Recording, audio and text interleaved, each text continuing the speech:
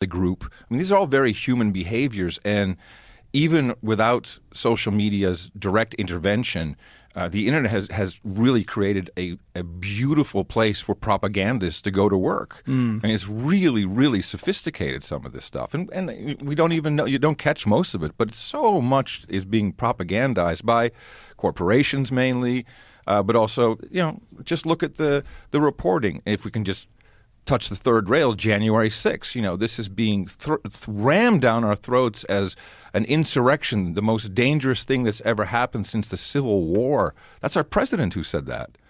I mean, I have eyes. I saw some of it. We haven't seen the 10,000 hours of video that's available.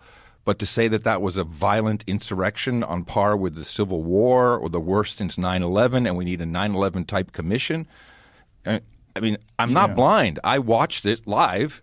I saw a lot of what was going on. It just doesn't seem like there's a truth there between what most would say is, well, we're just walking in between the lines. No, more happened than that.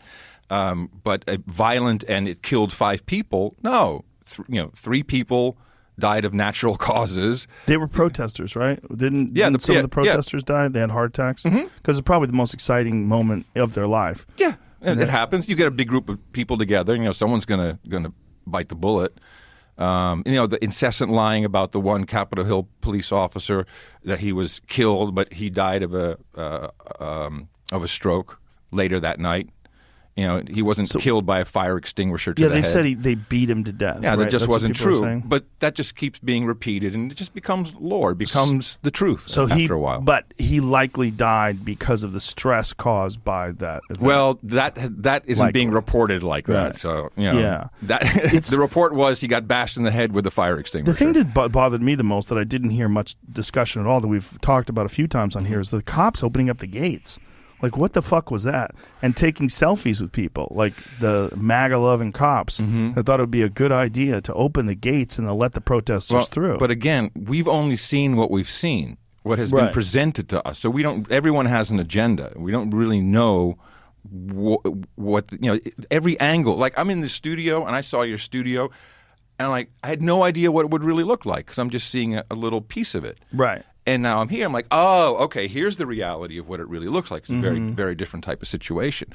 But we've gotten to this place where now I'm a conspiracy therapist, right? So I look at all different sides. So there's one angle that must be discussed, and I think we're the guys to talk about. At least with you is the right place.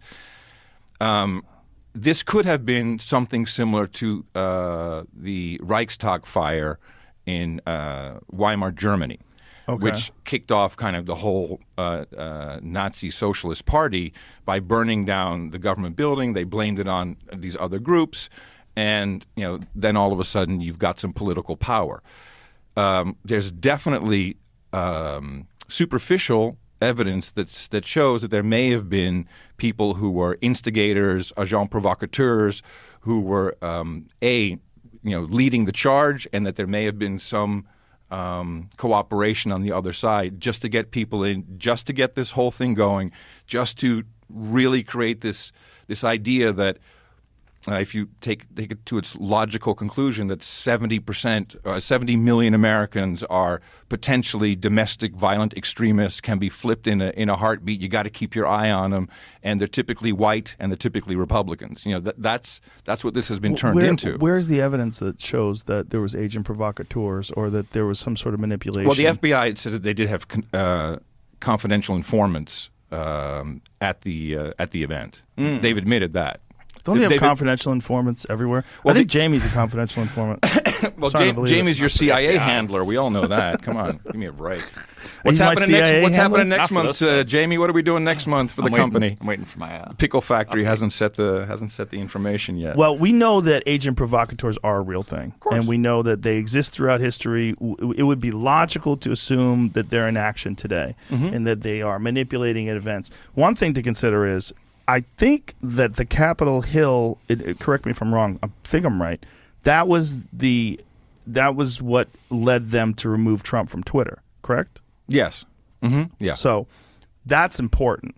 Like, you need a thing to happen to remove Trump from Twitter, because Trump on Twitter, he can do a lot of things. Well, I think, I don't know if that was the main reason, but that was a part of it. There's a lot politically, and everything's politics as far as I'm concerned. Politically, it was very, very powerful because this has just been positioned and reinforced as a violent insurrection. The video evidence just shows otherwise. Yeah, there's some people ramming at gates, but all the stuff that we've heard about, all the scary stuff, there's really no evidence of it. It may be on the videotape, but we haven't seen it. Right, but they did go into an area where they're told not to go into. They went en masse. There's a storm of people that went in there. It could have turned violent. One lady was shot by a police officer. There was this threat that they were taking over the Capitol building. That is an insurrection, right? How do you label that? We just moved, but my former neighbor, his wife is an undercover detective, Austin Police, and also worked Capitol Hill Police for many, many years. And so I had an opportunity to say, after January 6th, what the hell? And it was made very clear to me, if there was they've shot people throughout history. Go look how many people were shot and killed by Capitol Hill Police in the Capitol building for just doing crazy shit. Right. It's been bombed before. It's literal bombs in the Capitol. So this has happened. These guys don't mess around. If you are doing something that is really dangerous, they shoot to kill right away. No questions asked. They are badass. So that didn't happen. And of course, my neighbor didn't say, well, that was a false flag. And I'm not saying that, but it's kind of odd that, well, obviously it wasn't bad enough for them to shoot on sight, or they had orders not to do that, because that is what they do. Is that really the only conclusion, though? Because there were so many people and so few security guards. Once they got past the cops on the outside... Capitol Hill Police is not the same as security guards. Well, who was the guy? There was a video of this one guy telling people to stay back and that they're running up the stairs. And he is trying to get away from them. You've seen that? No. So there was, I don't know how many people, but a swarm of people and one security guard with one gun. What does he have, 20 rounds if he's lucky? I mean, what's his magazine hold? I mean, he's really fucked. He's not going to shoot those guys off, and if he does shoot them, he has no idea if they're armed. He doesn't know what's going on. I don't know if they had enough police officers to stop these people from doing what they're doing. Well, that is also very questionable. Why? Right. Why? If you know something's coming, they had informants, they knew that people were coming, so you're just not going to staff it up. I mean, there's questions about that. The bottom maybe they line, didn't think it was dangerous, but it doesn't matter. The story has been written. It will be completely reinforced. These people, this group of people, tried to overthrow our democracy. That's what it is. They tried to destroy our democracy. Our democracy has never been in so much peril before. First of all, we're a republic. But, it's like, no, that's just not true. Ranked choice voting is probably more detrimental to a democracy than what happened on January 6th. You follow New York, where they've changed the way you vote? How so? So instead of for mayoral candidate, instead of just voting, I want this guy or this gal to be the mayor, you do number 1 pick, number 2, number 3, number 4, number 5, you go down the line. And the last person's votes get removed and they get redistributed amongst the rest, but not number 1, I think. So it's, what? Yes, they still haven't figured out exactly who the winner is. Wait a minute. Ranked choice voting. That Jamie? is so crazy. So you don't just vote for one person? You vote for, it's ranked. So you have choice number 1, and well, if Eric Adams can't make it, I would like Andrew Yang. If Andrew Yang can't make it, I want this guy. That's how it works? Yes. In fact, I think that if we had ranked choice voting for the general election, which I believe is what the Democrats would like it to be, that's part of what House Bill 1 is, or H.R. 1, is to have ranked choice voting for the general election. If that had happened in a previous election, we would have Elizabeth Warren as our president, probably. You get mediocre people, I think, with that system. Wow. It's not really a one person, one vote. It's one person, 5 votes. All right. Here it is. New York City voters will be using the new ranked choice voting system for the June party primary elections for mayor, comptroller, a public advocate, borough president, and city council. Yeah. Voters will be able to rank up to 5 candidates in order of preference, and ranked choice voting eliminates the runoff elections that used to occur in some states for citywide offices. So they kind of do it's a runoff built into the election. So if there's no one with more than 50%, which is very very common in your typical election, then they start to move it around and move the votes from the loser to the second, third, and fourth choice.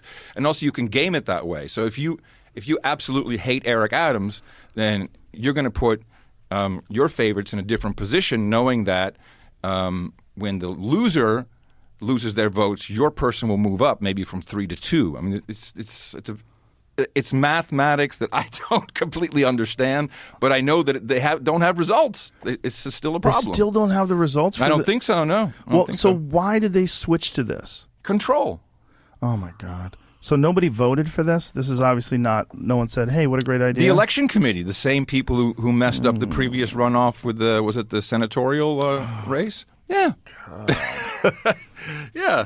One person, 5 votes. I don't know, something like that. This is not comfortable. Yeah. No, it's not. This is not good. I don't like seeing that. But we're the best country in the world to go through this. We really are. Look at what we get to do right now. We get to criticize it, talk about it. That's true. We got to look at it. We can go out on we still can. Yeah. And other countries, you just can't do that. You'll be shut down. And look at the platforms. Man, there's a lot of people that I don't think that the mainstream media, even Twitter, is really for politicians. I mean, it's for their input. They're just taking that in and regurgitating it. Meanwhile, Joe Rogan, Tim Pool, Brett Weinstein, the No Agenda Show. You just keep going on and on and on and on. These are millions and millions of people who've tuned out from a whole message, and they're tuning into other things, maybe thinking for themselves, of course being influenced, but at least there's diversity. It's not just the news that is telling us the way it is, so that we only get the one side of Catherine the Great and not the other. Well, this is why it's so dangerous when someone like YouTube or Twitter or someone just decides to do site-wide censorship on a particular issue. Yeah, but we're the idiots. But we're not. We are. In some ways. Like, here's a good example. The lab leak theory. If you had the lab leak theory on Facebook a year ago, you get banned. Your posts get deleted. You cannot have that theory because that theory is not in line with either the CDC or the WHO. Now it's the primary theory.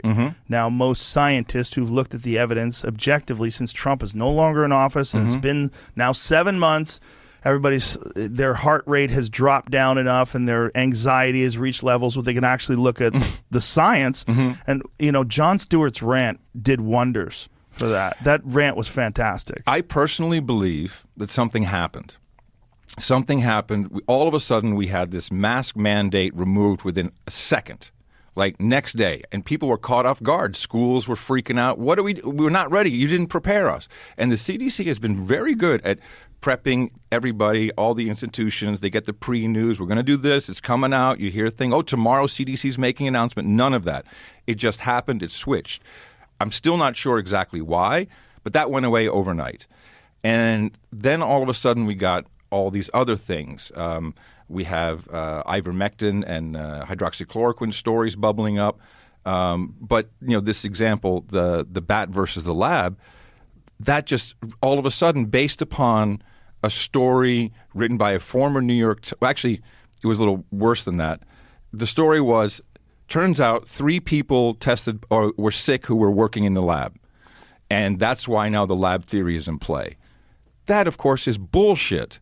Because if we had a story that, 3 people got sick in the lab, that means it must come from the lab, everyone would criticize it and say, no way, that's not possible. You're a conspiracy theorist full of shit. But they're like a former New York Times columnist who's in his 70s now. He went through the whole thing and said, look, here's the absolute proof that we have to at least look at this. There's more evidence here than there is for the bat or the pangolin. And maybe there's a book or some stuff is coming out and things and opinions are changing. And I think it's related to the pharmaceutical industry. I mean, all I see is marketing. I just see fucking marketing everywhere. So when this changed, and I know Jon Stewart, I know him back from before the Comedy Central, the MTV Beach House. I think he was sent in to soften the blow. I really critically look at what he and Colbert did together, and they have worked together a lot. And Colbert is a great actor. I really think that the Colbert was not surprised. He knew that it was coming, and Jon Stewart had a message, and he delivered it, and it softened the blow. So you think that Jon Stewart is involved in a conspiracy to release the information in a funny way so that people accept it more? Well, I wouldn't call it a conspiracy. Well, someone conspired. Jon Stewart is very involved in politics. You know, he's very also much a stand-up comic, though. Well, okay, so maybe it was a joke. But It 100% was routine, and he's been doing stand-up comedy. Mm-hmm. You know, he's back on the road. Well, I don't know if he's on the road, but he definitely performed with Dave. He was with Chappelle at one of Dave's Yellow Springs, Ohio shows. But did he promote that when he came on the Colbert Show? Well, this is post that. What did he come on the Colbert Show for? I don't know what he's promoting. But Nothing. Are you sure? I don't think he. I think he was just there to talk about this. I don't know that. Well, we could find that out. Mm-hmm. But the point is, he had been doing stand-up, and if he was gonna burn some material. Mm-hmm. You know, that would be a good piece of material to burn because it's not going to be relevant very much longer. It was very funny. It was very funny. Very but very Colbert, funny. this is where I disagree with you. Colbert clearly was trying to hamstring that. He was trying to stop that routine. Well, if there's any evidence, I'd like to hear it. He was fucking up a comedic bit. See, Colbert is a brilliant comedic actor, as Stephen Colbert on Comedy Central and The Daily Show. Mm-hmm. Like, I loved him as that character. Mm-hmm. But I do not particularly like how he handled that with Jon Stewart, because he was getting in the way of a bit, which is something a comic never does. I didn't pick up on that. As a comic. Yeah, Colbert's not a comic in right. that he does a monologue routine, but he's not hitting the road doing stand-up, talking shit. But I think he's an actor, not just a comedic actor. He's a really good actor. I mean, he's done a lot. He does creepy stuff. He's done some really good I've never seen roles. any of his stuff other than that character, and I think that character is brilliant, especially the way he used to do it before he took over as a talk show host. Yeah. Now he's like a different guy. Yeah. Oh yeah. Now he's like a very social justice warrior-y. But we can agree on one thing, that interaction between Jon Stewart and Stephen Colbert softened the entire news, the delivery of it. Oh, okay. Oh, well, shit, these guys say it's okay. Whether that was intentional set up or not, I think it made a big difference. People, I can accept this now. I think it's just Jon Stewart pointing out the obvious in a very funny way. He's like, are you out of your fucking mind? This is a lab in Wuhan that measures coronaviruses, that does work with them, that actually juices them up, gain-of-function research. But they're there in the place where it broke out. And everyone's saying, well, no, it probably came from a pangolin. So he goes on this long comedic rant about how, of course, this is probably what happened. Like, the idea of this natural spillover is stupid. So he's just doing stand-up. Okay. That's my take on it. I mean, this is what we talked about just a couple minutes ago. Yeah. I see something, you see the same thing. This is my take, that's your take. I'm totally willing to believe yours too, obviously. Because the end result is the same. I cannot imagine a world where Jon Stewart agrees with Stephen Colbert and Jon Stewart get together and go, and Stewart goes, look, I wrote this incredible bit because I was contacted by the powers that be, and they want to soften the blow of the live leak thing, so they want me to do a comedic bit. So I've created this comedic bit. Like, the problem with that theory is it's Occam's razor, right? What's the most obvious scenario? The most obvious scenario is, look, this is comedy just writing itself. You have a coronavirus research lab, a level 4 lab in the very city where this disease breaks out. Right. That's a coronavirus this disease. was being said a year and a half ago, and it was forbidden territory. Yes. So why was this okay? Because Trump's not in office anymore. Because Trump being out of office for 7 months. So how does the media in particular and politicians recover from the media in particular? Ivermectin and hydroxychloroquine are shit because Trump said so. Well, hydroxychloroquine, yes. How do they recover? Ivermectin did not get discussed by Trump, as far as I understand. Oh, a couple times, yeah. Did he? A couple times, sure. But it wasn't the big one. Like, hydroxychloroquine was a big one. He's like, it's basically a miracle. It's a miracle. But it's not as effective as ivermectin, according to these studies that have been. And there's quite a few studies. And people are like, where's the suppression? There's all these studies being done on ivermectin. Look, scientists do science. Scientific studies are always going to take place, particularly when there's a drug that is not just a viable drug for as an antiparasitic. It's been used for over 40 years. It has a very high efficacy rate for river blindness, and it's a great drug. And the guy who created it won a Nobel Prize. YouTube removed his video. I know. This is the very guy who won the Nobel Prize for ivermectin.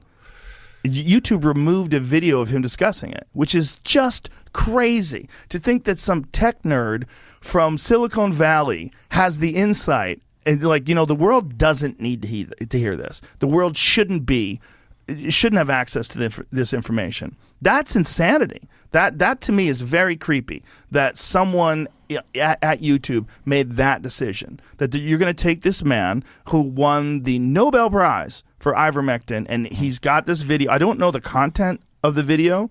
Do you know the content of the video that they removed? I've seen many different videos of him. But this is him discussing ivermectin, and it was removed. The same with the inventor of the mRNA technology. Yes. He's also been removed. Yes, it's insanity. There were Peter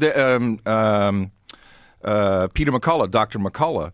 He testified in Senate about ivermectin, and YouTube took down his Senate testimonial. Same thing as Dr. Pierre Corey. Same exact thing. Great episode, by the way, with Corey and Brett. It was fantastic. This guy's treated hundreds, if not thousands, of COVID patients and had extremely positive results using this one particular drug, ivermectin. Now, I think that the problem with so the media is one. It was really easy for the media. Anything Trump says, and if you go look up ivermectin, the first thing you see is horse dewormer. Ha ha ha! He's telling us all to eat horse deworming paste.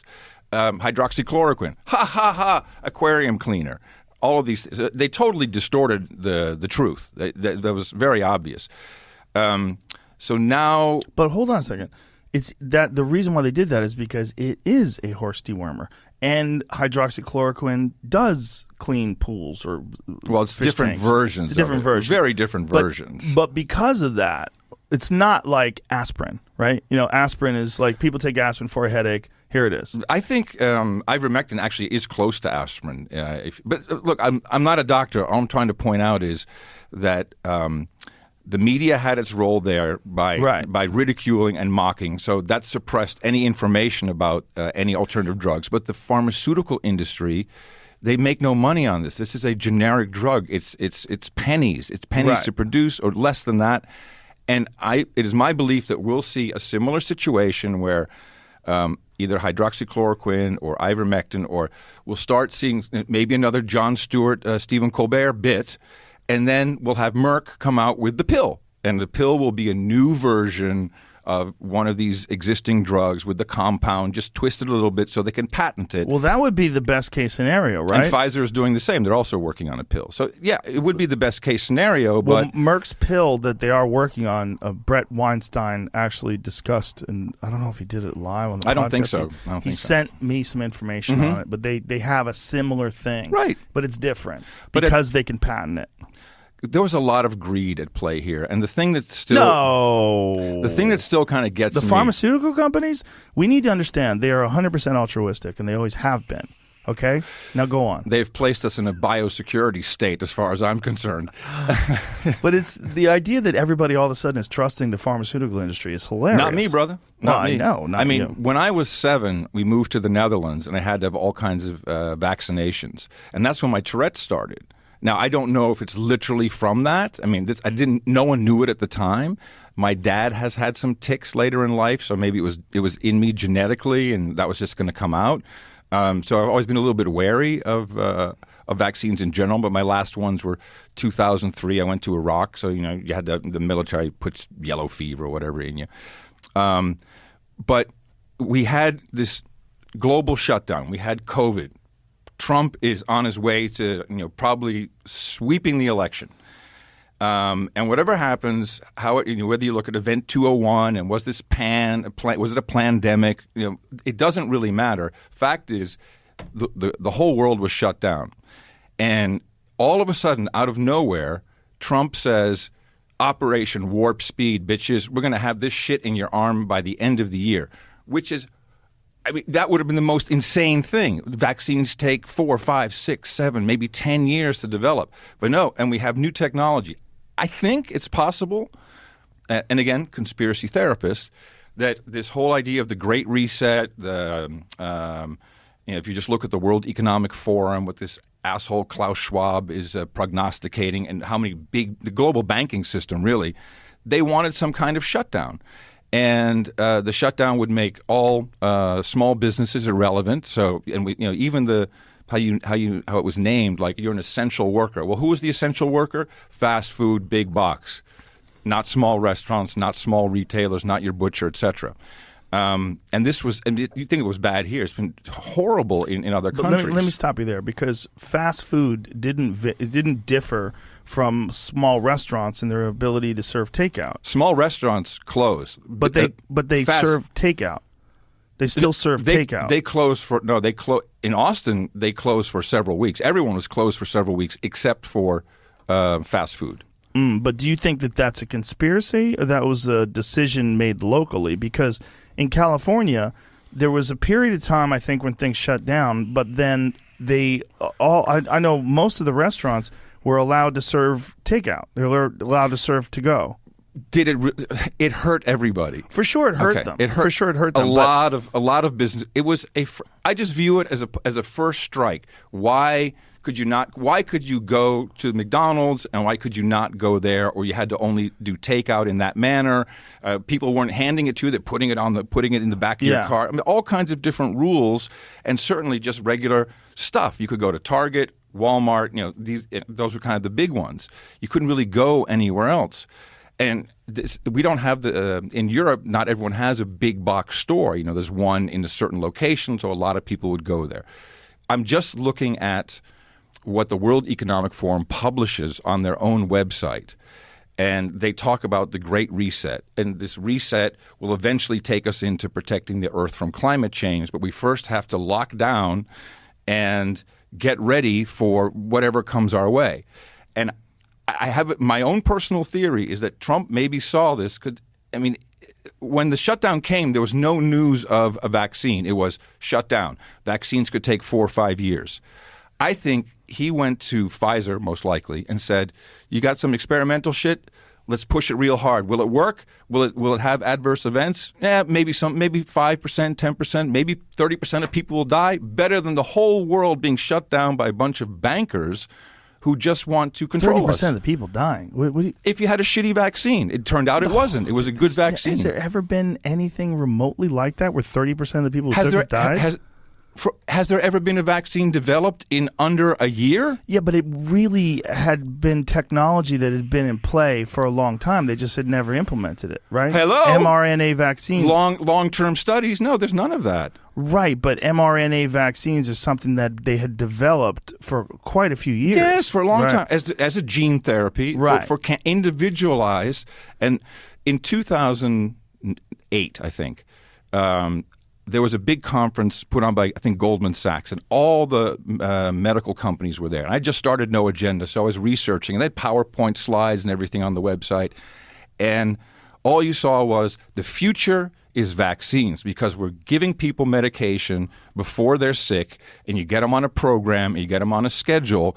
And if you recall, around 2008, 9, that time frame, there were vaccines coming out against smoking. There would be a vaccine against cocaine abuse. Oh yeah, none of it panned out, but that was kind of the promise of the mRNA technology. We can change your DNA, or I'm saying things I have no business talking about, but you can change something so then all of a sudden you don't desire cocaine, or you can remove that addictive feature.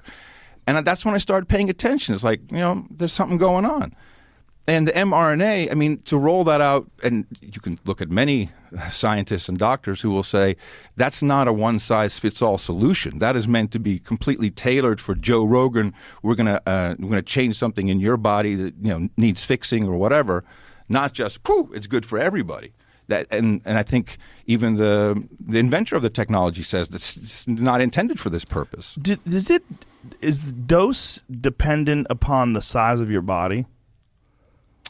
I don't know. Because I was thinking this, like when they're doing the vaccines, like if you're a 300-pound man or you're a 90-pound 16-year-old, do they have the same dose? I have no idea. But we can't step over the fact that this has never been done before at a scale of this magnitude. And if I just look at Pfizer, they even changed their logo to look more like a DNA strand instead of the boner pill. They went through a whole. They used to look like a boner pill. That was their. Yeah, like Viagra. That was their blue logo. Yeah, that's what they're known for. That's where that. And they licensed the technology in order to create this. But those guys, they're paying people on TikTok. It's called Team Halo to promote the vaccine. It's been promoted everywhere, and I think they're behind some of the discreditation of the Johnson & Johnson. I mean, if you look at whatever information is available, as many people have had blood clots with every single vaccine, but Johnson & Johnson was the one that got singled out and shut down, and their competitor, coincidentally. Are you aware of the? Okay, hold on a second. It's not dose dependent. Oh, wow. So it's not a dose-response relationship. It's about finding the perfect dose for the immune system to get the right amount of stimulation. For most vaccines, it's pretty much one size fits all. Wow. So is that like one size fits all for like children? For children and large people? Pregnant people, everybody. One size fits all. It just seems a little... Yeah, we don't know, man. And everyone says we really don't know long-term efficacy or long-term effects. We just don't know. Yeah. And no one can argue with that. We just don't know. No one can argue that. And then when I hear not had people take 100+ million doses and study them over X amount of years, it hasn't happened before. If you look at, man, so many horrible medical accidents have happened in the past where everyone just believed the pharmaceutical industry, and we all the FDA. It's all this needs to be re-engineered. All of these things need to be re-engineered, and I think, like I was saying with social media and YouTube, we're kind of the dickheads. We need to walk away. If you don't like what's happening, either vote someone else in or stop buying the product. Well, with the thing with the pandemic, everybody wanted it all to be over, right? Everything was locked down. Everybody wanted it all to be over, and what's the best way for it to be over? Well, just take the vaccine, and then, I know, but that by itself is so miraculous that came together in mere months. And just saying, well, it just happened to be ready. No, I don't think it was ready. I don't think anyone, and that's why it's still emergency use authorization, and we just don't know. Now, at this point, you have to say, well, what is more dangerous? Getting COVID and risk dying, or some adverse event from a vaccine that is still under emergency use authorization, hasn't been tested very long. And, you can look at a million different numbers and make a decision there. But it was definitely out of the ordinary, and I can't imagine any other reason for anyone to say, let's do this. We didn't even know much about COVID. We're still learning stuff about it, like that it might have come from a lab. We're learning that now. If you knew that then, wouldn't the vaccines maybe be tailored to that? Or we say, hey, China, give me some of that shit you made in the lab so we can tailor our mRNA vaccine to it. None of that. It stinks. It stinks. What's up, Jamie went, huh. I don't know if that's good or bad. No. AstraZeneca vaccine has brought in $275 million in sales so far this year. This is as of the first 3 months just in Europe. Bro, look at it's a lot more Pfizer. than that. Look at Pfizer. That's only 4% of their revenue for the quarter. I mean, you can just wait for the. It's like with SSRIs, antidepressant stuff that Pfizer makes a lot of that too. The side effects are tardive dyskinesia, which is restless leg syndrome, and some of it actually looks a little bit like Tourette's and tics.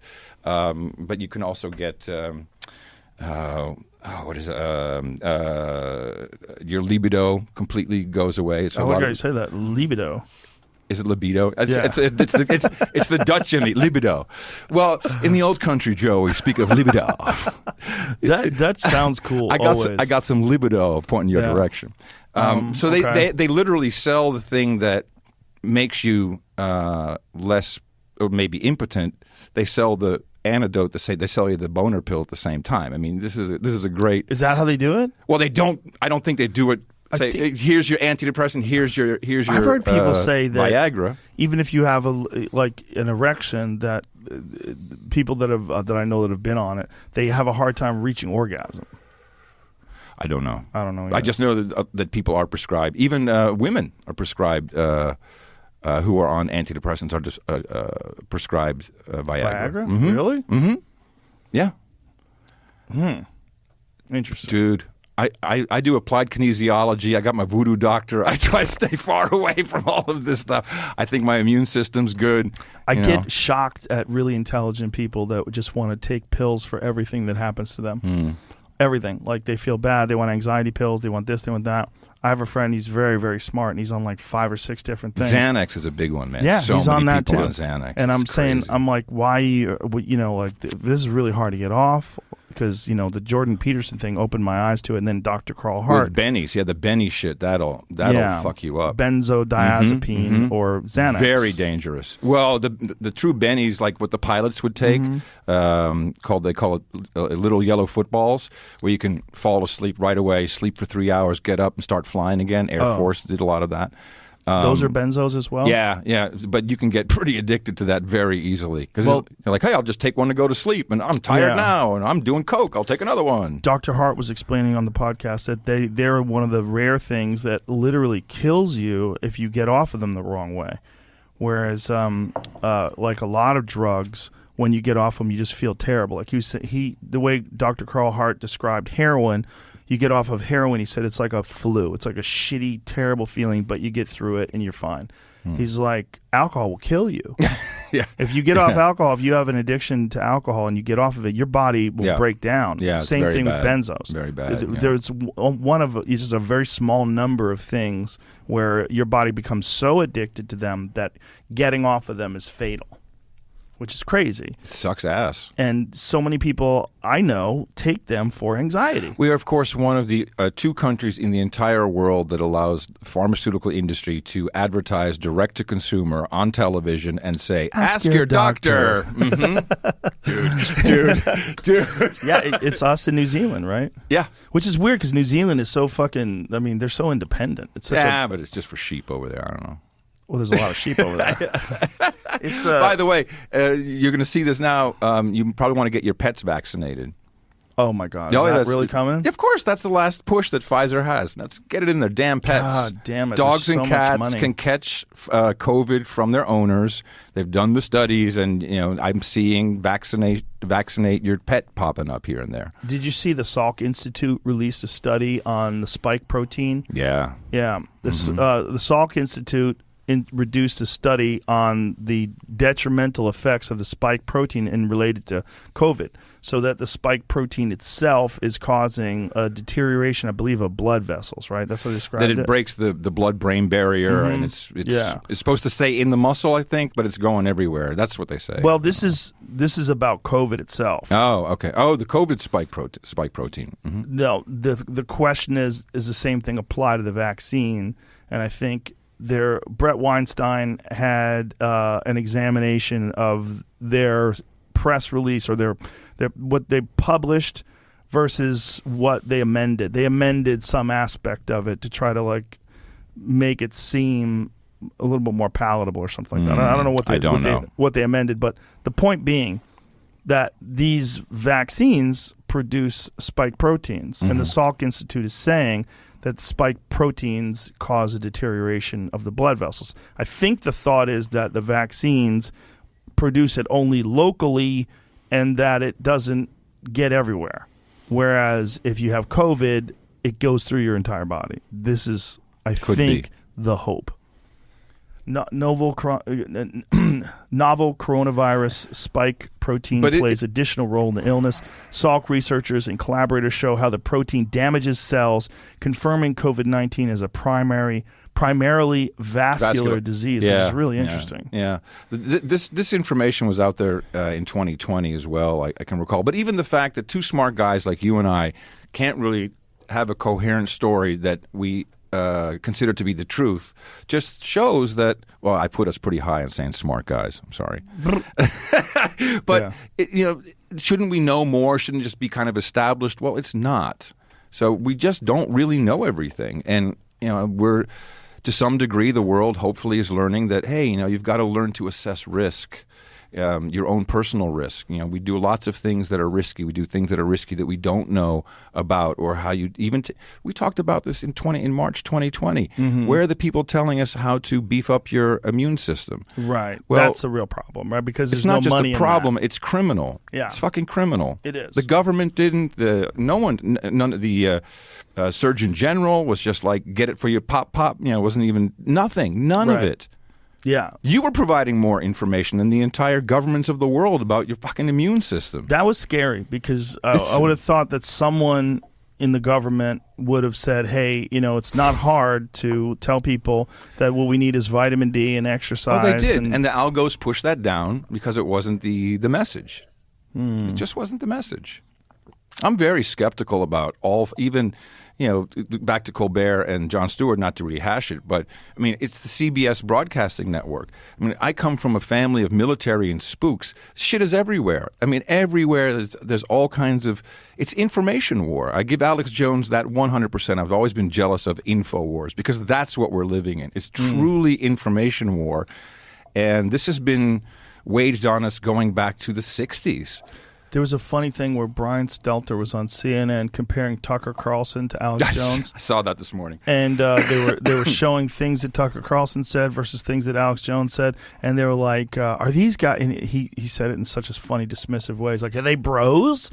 Are they exchanging information?" But what he didn't show by doing this, by pointing out the two things that Alex Jones talked about and Tucker Carlson talked about. Both men were saying things that are logical. They're both saying what you said earlier, like there was most likely agent provocateurs that at least had some part in that January 6th invasion of Capitol Hill. Like, that's not an outrageous thing to say. So just by connecting him to Alex Jones, he's trying to dismiss Tucker Carlson. But what he's not dismissing is the actual veracity of the statements. He's not. Of course not. But the things that he's saying aren't that outrageous. Like, what were the things that they pointed out? See if you can find that. There's a clip that's online. It was all about January 6th. It was several things. But those things were not outrageous. It's not like there's interdimensional child molesters and they're coming through your window in the middle of the night. You do such a good fucking Alex Jones. I've known the guy forever. I need like a jingle, like an Alex Jones, Adam Curry jingle from you, just so I can do it. I actually play Alex Jones in Sturgill Simpson's album. Sturgill Simpson's in his most recent album. There's the opening segment, a guy gets in the car and he's spinning through the radio dials trying to find something to listen to. And there's Alex Jones ranting and raving about the Illuminati, and that's me. Really? Yeah. Oh, wow. You're good, man. That's good. That's good. You got it down. You really okay, do. so here it is. This is Oliver Darcy was on. Is this smokable? What is that? Yeah. Here, so you got a lighter. Stage, January 6th. Let's hear what the things are. All right. Go brace it from the beginning. Emails. It's not that I think the government. My God, how old is this? 2011. It's admitted that they do it. It is a lie to say there are no risks. There are risks in everything, including in No. getting a Please vaccine. go back from the beginning. Everybody's Go got back from the family beginning. that got killed. No. We didn't hear the beginning because he said something in the beginning about them spying on him. Because Tucker Carlson is saying the government's spying on him, and then Alex Jones from a long time ago was saying that they spy on him. So listen to this. Emails. It's not that I think the government spies on me. It's admitted that they do it. It is a lie to say there are no risks. There are risks in everything, including in getting a vaccine. Everybody's got family that got killed or got sick from a vaccine. So FBI operatives were organizing the attack on the Capitol on January 6th, according to government documents. It is overwhelming, the evidence that criminal elements of the federal government provocateured and staged January 6th. Okay, pause. All right. So what he just showed, none of that is outrageous. First of all, we know from Edward Snowden that the NSA has been monitoring emails and everything. So that's fact. Well, it's so a little different. They collect everything, and then when they need it, they go in and get it. Exactly. But the idea that they're not monitoring Alex Jones is insane, right? Yeah, of course. So whether or not they're monitoring Tucker Carlson, I don't know. But we know that they have the ability to do so. Edward Snowden exposed this. This is truth, right? They've admitted it. This is why he's living in Russia now, right? This is why he's on the run. So there's that. Then Tucker Carlson said that there's some risk to the vaccines. There is a risk to every medication that people take. It's a relatively small risk. Like if 170 million people have been vaccinated, if it was just 1% died, we would have 1,700,000 deaths from the vaccine. That's outrageous, and it's not the case. So it's a very small risk relatively. I don't know. But hold on. There's no numbers that I can look at. But hold on. So that's true. So what he said is true. He didn't say that it's a terrible thing, don't get it. No. It's killing everybody. It's not what he said. He said there is a risk. Alex Jones says everybody knows someone who's died or who's been hurt by the vaccine. I know people that have had strokes. I know people that have had adverse reactions. That's why the VAERS report exists. Now, do I know that they absolutely got those strokes from the vaccine? Of course I don't. No. There's a lot of correlation. Does that mean causation? We don't know. We don't know. But what he factually said was not incorrect. But what he said is not outrageous. So he's comparing. They're comparing these things in this really weird, disingenuous way to try to make it look like everything that Tucker Carlson's saying is insane because Alex Jones says something as well. If Alex Jones says drink water and take vitamins, and I say drink water, take vitamins, am I Alex Jones? Like, what does that mean? The other thing that he said was the Capitol Hill thing. Now, if there are government files that if you could read these government papers that actually do say that there were agent provocateurs that had something to do with the Capitol Hill attack. If Alex Jones says that and Tucker Carlson says that, but yet the fact remains that it's true, who gives a fuck? And how are they making that connection? That connection is so weird. And the connection is just to try to discredit Tucker Carlson. But that this is your news. That this is coming from America's trusted news source, and that this is the evidence that it's not like he's saying, it's not like this a Pizzagate type thing, or again interdimensional child molesters or something completely crazy. What he's saying are things that aren't crazy to say at all, because he's saying what Tucker Carlson said in this very small clip. He said there are some risks, right? Wasn't that the quote? I think. And then Alex says he talks about risks. These are not outrageous things to say. No. But the fact that they've decided to do this and compare them in such a disingenuous way, it's really weird that is something that the news would want to do. Well, I'm kind of cynical about this, and I have always thought that advertising is equal censorship. And the news is not there to bring you the news. It is to sell advertising. And certainly Tucker Carlson, for a while I thought he was really going to get kicked off, because what you don't hear, only on Tucker Carlson, I don't know how that happened, is anyone criticizing the pharmaceutical industry. The number one advertiser in all media is pharmaceutical industry. You will not see, it's CNN can't criticize the vaccines, because then they're advertising. Yeah, they get calls. It's built on advertising, and it's easier to discredit someone because when you say this guy is a horrible person, advertisers run away from that shit. They don't want this. It has no different than Twitter or YouTube. It's not really about political opinions, but political opinions can leverage the advertiser relationship to get someone canceled. That's the mechanism. So this has become so good now, and like what are they called? Sleeping Giants and Media Matters and all these types of groups who organize. I mean, I even see it on Podcast Index. I'll get a whole thing. Tim Dillon sucks. You have to get him off. He's a homophobe. He's a racist. He's a transphobe.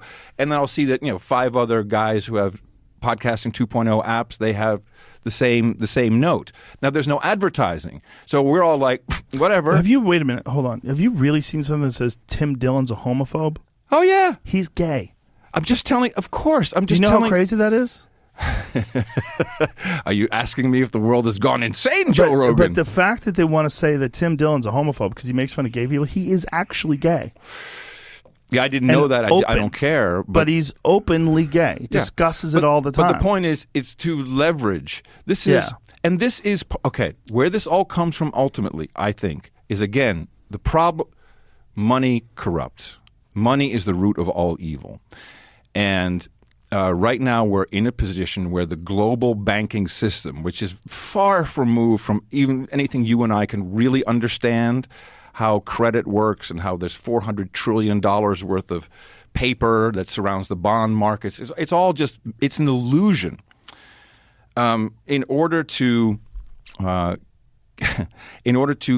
keep the control, we have to utilize this at every single moment. We have to use it as a wedge for everything. And all of these companies are nothing more than a part of that system. They are the money flows through everything, and it's most of it's advertising based. All of Silicon Valley is a hits business. Instead of caring what their users want, they want hits. So they'll acquire hits. Oh, this YouTuber's great. We're going to hook him up. This podcast is great. We're going to give him $60, $80, $100 million. No offense, but it's hits business. They're buying hits, not doing anything more than that. And if you don't play along, you're going to lose your income overnight. So ESG, have you heard of this? No. Environmental. I feel like I should have a drink. You want to have a drink? I'd love a drink, We need a especially when drink. they get into ESG. This is too intense. No, but the Tell, ESG is fascinating. Bring some glasses in. Yeah. So ESG, and this is now something that if you want to invest in a company, they will, on their investor relations page, they'll show you their ESG score. ESG stands for environmental, social, corporate governance. And this is where the woke culture comes from. So they've created this kind of phony baloney rating system that says, well, if you, I'm exaggerating, but if you mention that you are, have a green agenda and you believe in carbon credits and you might trade some credits somewhere, then you get a higher score and therefore you're more investable. And it's very interesting to see how big investors like insurance company, institutional investors, they are steering away from anything that does not have the right ESG rating. And so in order to have investors continue to be interested in the stock, which is important for the company, for its perception, certainly for the officers of the company and the shareholders, you have to move this along continuously. And so it's very simple to see why doing a woke ad as Nike or as any other company, and Pride Month is fantastic because Pride is easy. Throw up some flags, show the right people, trans, whatever, and you got a high ESG score. And so this is a control mechanism that is being used throughout all corporations worldwide, and I don't even think it's stoppable. People are just starting to figure out what's going on. That's where all this is coming from. Nike doesn't give a fuck about black people that way. I don't believe it. They care about their stock price. Of course, individually, there's people who care. There's no doubt about it. But it's driven by ESG. And so it kind of started with the DEI, the diversity, equity, inclusion.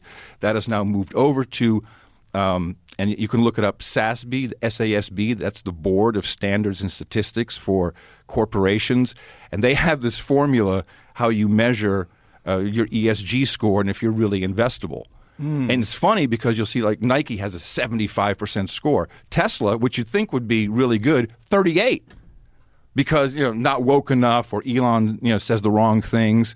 So it's actually harder to invest for an institution to invest in Tesla because of their low ESG score. Really? Mm-hmm. Huh. Yeah, this is some. I'm just really learning about this myself. How did you find out about this ESG stuff? Kidneys, brother. Kidneys?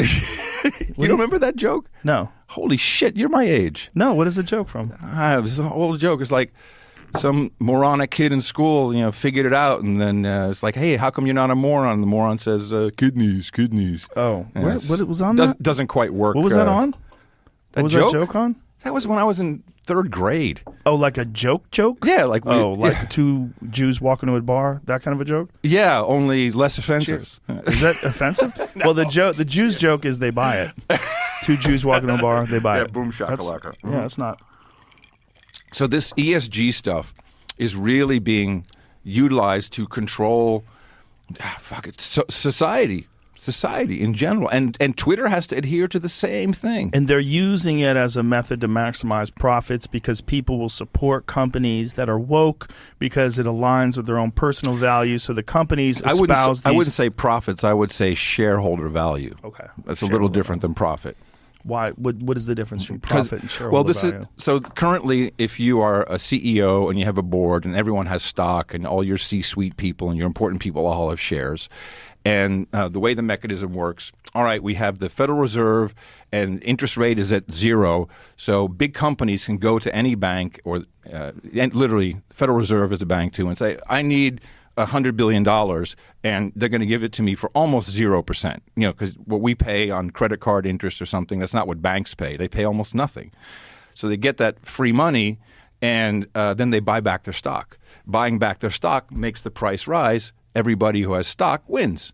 That has been going on for a long time. That's the number one way of getting really rich in a public company. Apple, you know. This was the thing when Trump had his repatriation of the money and also the corporate tax cut. The main thing that was a problem, and I'm not sure how they dealt with it, was, well, you're getting all this, you're bringing this money into the country, or you're getting a tax break. We don't want you just using it to buy your own shares. Because you buy your own shares, you're only making yourself wealthy off of actually the backs of the American people because we didn't get that tax revenue. And that's the system how it's worked, and now they're just expanding it into this mythical ESG, and you know it's based on how green you are, you know, net zero aspirations, reports, wokeness, social justice, and it's also because it's connected to the idea of being a better person. It's so easy to support. Gotta love it, brother. Look at the ads, and it's one of the rare times where a corporation will get support from the general public for sticking with this. Because we're good people, Yes. and we all believe we're good people. I love it. I want my LGBTQIA+ There's B's? Just 2 B's? bi and bi-curious. That's in there too? Bi-curious? In my version, there is. Is H in there yet? Just overall horny? Can't people just... Isn't that pansexual? Are they in there? I find it so insulting that, you know, it's called the LGBTQ community. It's not a fucking community. It's just as insulting as the black and brown community. Oh, what fucking zip code do I go to meet some black and brown community people? It's really, that to me is offensive. I hate that. But anyway, so it's so good to have that group. And by the way, the L's don't like the G's. The G's have problem with the T's. I mean, all this, that's a great Chappelle bit, actually. Right. Yeah, the alphabet people. Yeah. He's spot on with that. Spot on. It's not a community. But anyway, it's being abused, just as Black Lives Matter Inc., not Black Lives Matter, the feeling as good people, because we're good people. We don't want racism. We don't want people hurt. We don't want people discriminated against. But we're being used like pawns and saying, oh, well, then do this and go here and say yes to this. And then before you know it, you're kind of stuck in the system where you're afraid to say, that's not okay. And for me, it's as simple as saying, I do not believe in an LGBT community. I believe in people, and they do their own thing, and they love who they love and do what they want, and that's one thing. It's not a fucking community that you can put together and say, this is what we're doing for them. Right. And I think trans women are the most abused by corporations now. They're using them everywhere in every ad, and you know, just to push and push and push. Well, it's just because it's in vogue, right? So this is something that they latch on to. In Vogue or ESG. Yeah, they latch on to. But of course, what does it stand for again? Environmental, social, corporate goals. Governance. I'm sorry. Governance. Environmental, social, corporate governance. How long before there's like a social score for humans? What do you mean? It's already there. Right. It's called. Credit Karma, all these apps are already it. This is not a real credit score, these apps. They have their own score. It's called the Credit Karma or whatever you want to call it. It's not a FICO score.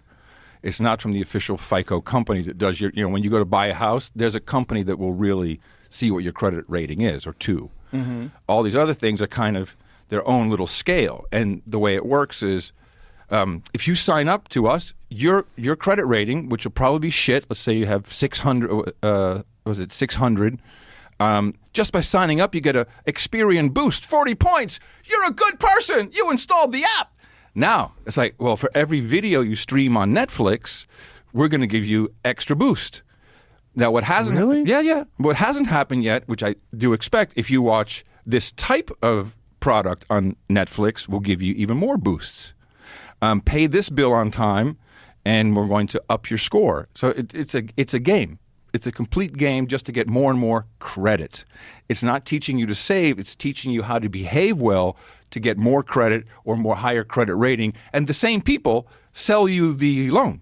So this In the this app. credit that you're getting from this, what is it called again? Credit Karma. Credit Karma. It's an app, and in the initial stage, it's like, okay, But can you buy stuff this way with the credit that No. you get from this app? they can give you credit. You can apply for credit based upon your credit score, all in the app. And through that credit in the app, you can actually get a real credit card and purchase things. Yeah, absolutely. And Have they you heard own about it. this, And they Jerry? own it. You know about it? You know about this app? And so what do poor people do? Poor people, they get the app because they have shit credit score for whatever How reason. am I not hearing about this? Because you're not poor. But I would have thought I would have heard of it. I watch a lot of shit TV, my brother. I pay attention to this stuff. So they're roping in people to the download this app. Poor people have payday loans. They go to check cashing places. It's a mess. It's very predatory. This is just the friendly predatory way. We're going to give you this app. You download the app, and we're going to right away give you a credit line. So they're not giving you anything else than an opportunity to borrow money, and then you're on the hook, and it's gamified. Like, well, and you can pay it off, of course, but people don't. It's like, well, maybe if consolidation, bring all your credit cards into our app, and we'll give you one low fee, and we'll consolidate everything, and then they're just going to keep giving you opportunities to want to buy stuff. And Facebook and Twitter and other places on the internet are talking to the Credit Karma people, and they're saying, well, hey, this guy, he could bless you, this guy could probably, Joe could probably buy this brand new phone if we tell him that he can get a little more credit by being a good person and paying certain bills or other behaviors. The Netflix viewing thing is real. So the Netflix viewing thing, what is the motivation there? Or is it specific kinds of things you have to watch on Netflix? Not yet. It's not. Yeah. But it's just Netflix, period. Just get Netflix. If you don't already have Netflix, get Netflix and watch at least one streaming movie a week. It was something like that. So if you get Netflix and watch Stranger Things, your credit rating will go up. Yeah. Here it is right here. Experian Boost now lets you add on-time streaming payments to raise your credit score. The free service helps people improve their credit scores by giving them credit for paying their Netflix bills on time. But this is paying your bill on time. It's not saying watch a show. Not yet. Oh, But if you look at the fine print, I think you do have to at least watch something. oh. Okay, Experian Boost is a free feature that helps you improve your credit score. But here's the bottom. Monthly bills but on here's the time. bottom line. Here's the bottom line. It says here, when you pay your bills on time, when you are a good person and you pay your bills on time, we're going to give you more credit. This is like your parents saying, if you But isn't that how credit works? Period. But it's reverse saving. Young people should be saving money. They should not be going deeper into credit debt. That's insanity. Right, but I'm saying credit does get raised when you pay your bills on time, just across the board, right? Right, but their credit is their own score. They have the whole ecosystem. Okay, I understand what they you're control saying. it Yeah. all. They control it all. I'm worried about And they're tied in social with credit merchants. score, It'll be this. It'll be through this. like what they're doing in China. But it will be this. China Yeah. really came through WeChat. So this was it's all based upon commerce. Mm-hmm. That's really what it is, because they want to cut your commerce off or give you opportunity to do more commerce. See, the beautiful thing about your setup, the way you do No Agenda, is that you don't have any kind of advertiser influence. Right. So there's no one that can influence you and what you discuss and what you talk about in any way. No, the producers, we call our listeners producers, they totally influence me, because if we're not entertaining or informative or whatever Right. it is they don't like, they don't send money, or they send less money or lower amounts, and then we hurt. So Of course. But what I'm saying is you don't have advertisers. No. Yeah, that's big. Well, this is why I started Podcasting 2.0 not long after you and I met. Mm-hmm. And this is it's funny because it turns out Brett's podcast is already using a lot of podcasts are already using this because we've infiltrated the podcast hosting companies. Yeah. Podcasting was decentralized by design. Dave Weiner and I, 18 years ago, the whole idea was all you needed was a place to put an MP3 file and this weird text file, which was called a feed, an RSS feed. And as long as you had that, anyone with an application or an app who could subscribe and say, okay, this podcast lives over here. I'm going to put that URL into my box. Then you had a direct connection with publisher to end user. Now, as that started to grow, you needed, you got hosting companies, which make it easier for you. And then we got into the situation where, people got tired of saying, where do I find that podcast? So we needed an index or a directory. And the initial directory that we had was called iPodder, I think, at the time. That's what I gave to Apple. And that was an error, in a way, on my part, because all of a sudden Apple became the default place to find podcasts. Not necessarily discover, but, I'm looking for this podcast. Megyn Kelly. Type it in, boom, it shows up. I don't have to do a Google search and find the podcast page and click on the RSS. Remember that? Click on the orange RSS icon and paste it into your application. Do you remember any of this? No. It was completely fucked. I know that it existed. It was complete. And then you got like little icons, which would be Apple or Amazon or a couple others, and that expanded. And then you had this long list of chiclets of things you would click on to subscribe to the podcast. But Apple, they basically said we'll be the directory. And they really did. They became, in effect, what I never intended, the gatekeeper, because you have to submit to Apple, and submit means they're going to look and see if it's okay, whether that's technically or philosophically. And I don't know how many podcasts never made it through that process, but as it grew and grew and grew, the scale of over 4 million podcasts now that we have at podcastindex.org. Apple has 2.3. So there's a lot more that lives outside of the traditional ecosystem than we ever knew about. There is 300 plus million people and 4 million podcasts. That is crazy. Well, I think... how many of them are from other countries? I can get you that information. But I would say the most relevant statistic is that updated in the last 60 days is about 600,000. Are from other countries? No. 600,000 podcasts total have published an episode in the past 60 days of those 4 million. So it may be much smaller. There you go. Here it is. So the total podcast index is 4,036,610. Shows published in the last 3 days, you got 86,000, 10 days, 245,000, 30 days, 381, 60 days, 549. So some of them are inconsistent, which is just how it goes when... Well, it's just a lot less publishing, or a lot of them could be dead. I don't know. Yeah.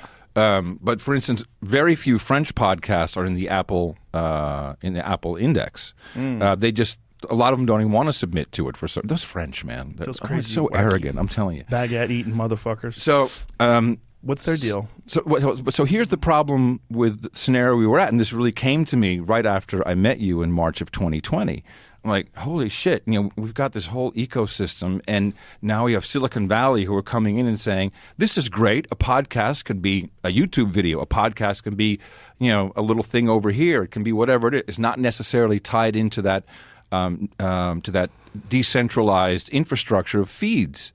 So they got into the hits business, buying up some stuff. And now we have Apple. I think I had the foresight. They say, you know what? We don't really care about kind of the open RSS. We'll do subscriptions.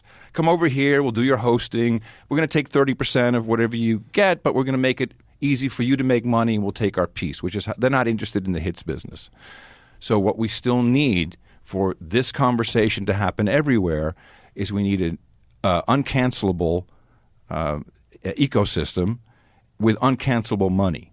And that's what we put together. So we have podcastindex.org, which is supported by 20 different apps that are all independent, and you can, per minute, pay a podcaster, stream actual money to them in real time from point to point. No one, and it's Bitcoin, it's Satoshis, from point to point, and no one can stop you.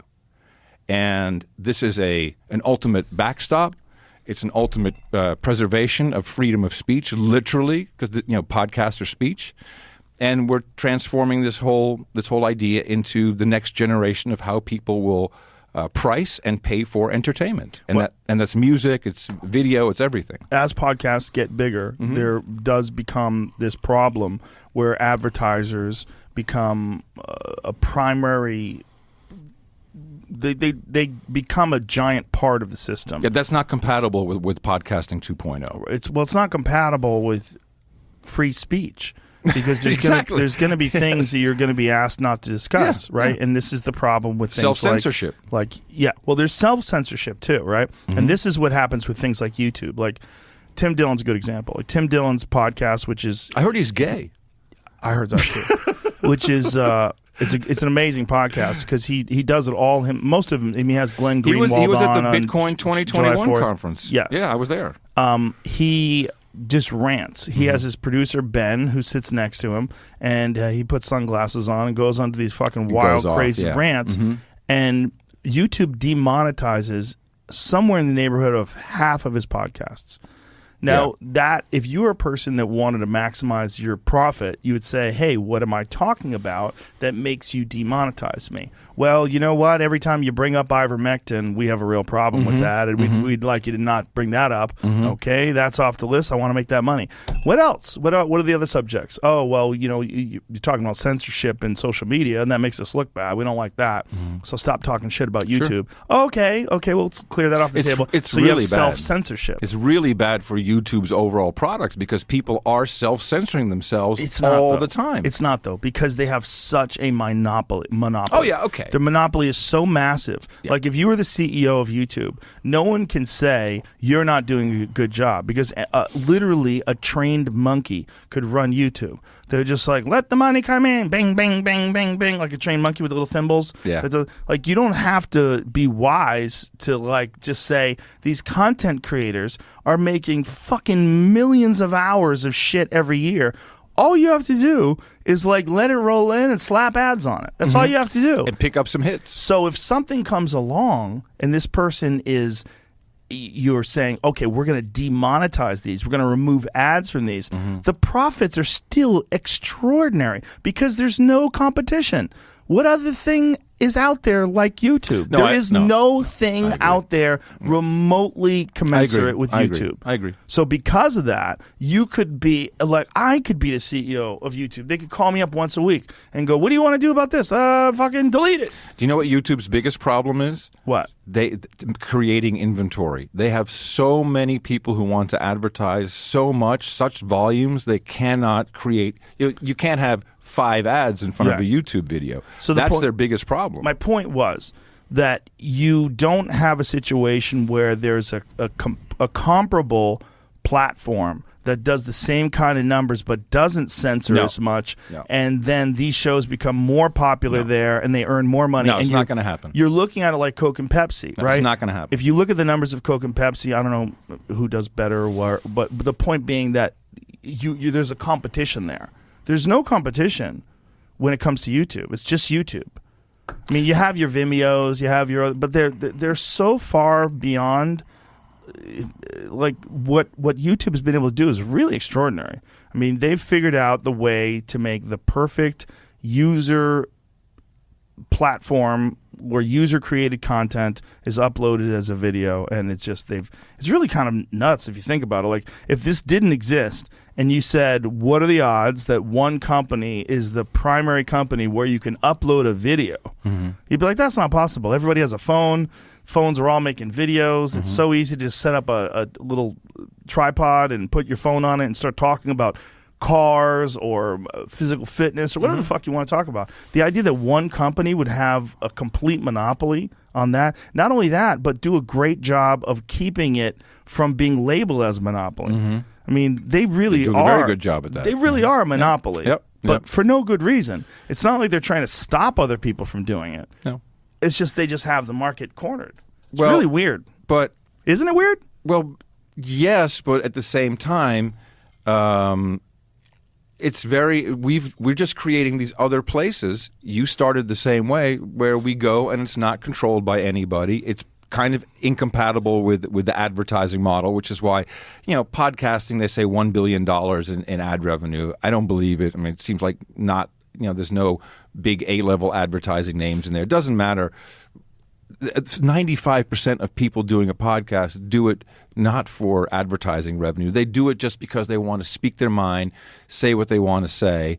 A lot of them will, if they use any other platform, even if they're using YouTube, I don't want to monetize because I want to have a longer chance to say what I can say. We're moving away.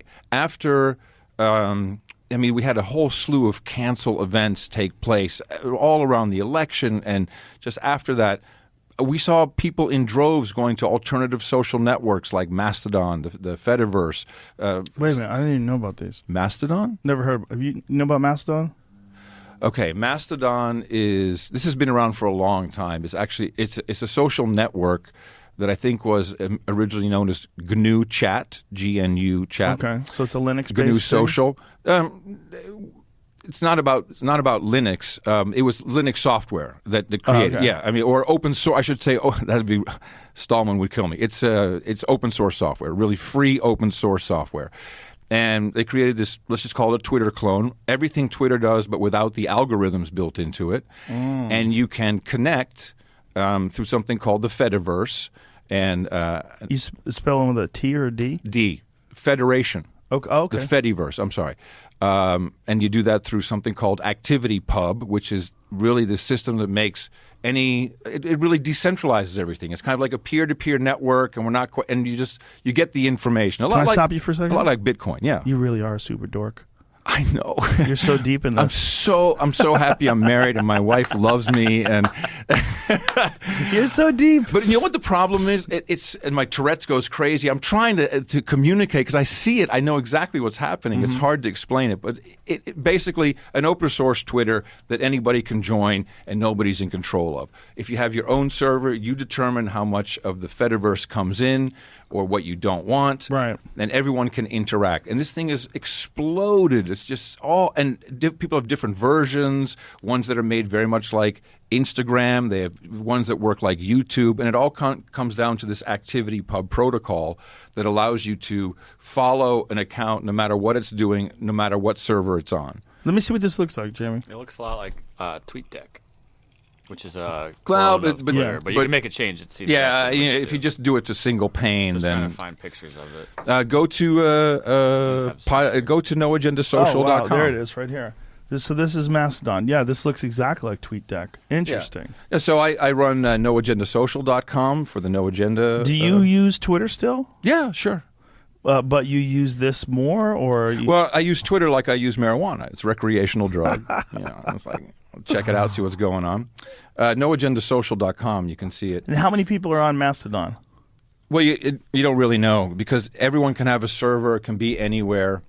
That's interesting. And does it show how many followers you have? If you're logged in, I don't. Maybe I think access denied.